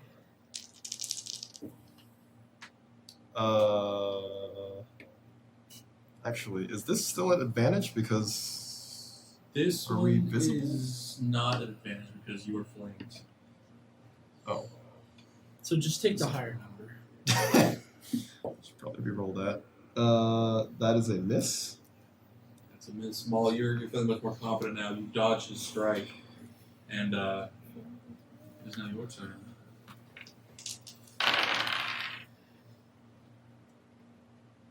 Misses. Crit. Yeah. So, I mean, yeah. Okay. It's, For the you know, some kind. but you hear the you hear the shade like, I think it's you that in the darkness. Maul, you now you've channeled this radiant symbol before. You can channel a key point to use the bonus action portion of it if you want. Yeah, I'll go and I'll do that. So Okay. Keep going, yeah. And now that you've seen the locations and you can channel the light, you see them beforehand, and given their whenever these are exposed to light, they have disadvantage against attack rolls. You have advantage on these attack rolls. Okay. Do Searing Ray here. 17 and 6 damage. 12 damage. He's gone. I knew you were trying to kill me! You bastard! And you are dissolved. And then a bonus attack against Jor, another kick to the face. That's 17 again. That's a hit. And 7 damage. That's puts you at 1. 1 HP. Ooh. You better think of a sweet one-liner. Oh, never mind. 18 Nuts for roasting 5. on an open 18 for fire. How are you doing this? I'm just going to stab at it one last time, and I guess it dissipates around my dagger. Yeah, stab in the back, Chessmeyer. Any parting words? You know it's You're back. You killed yourself. And with that, the darkness clears. You find yourself standing in a dimly lit cave of very small proportions. This trial is clear. This is not what I expected. What did you expect? Where were you, Jordan? It's like What do you mean you were could- one with the darkness, yet I could still hear you. The light was able to shine through me. I was able to guide you in your ways, but only in the darkness.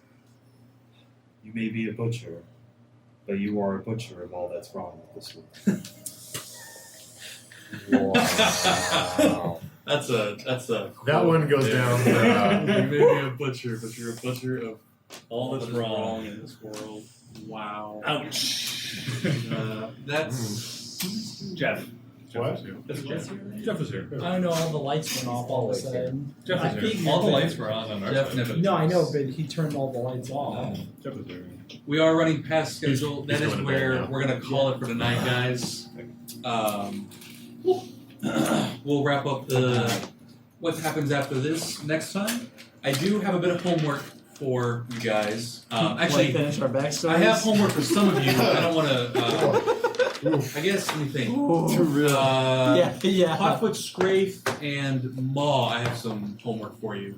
I Oh, need you good. guys to level your characters up to 3. I don't want to burden the other guys while they have so much backstory stuff to finish.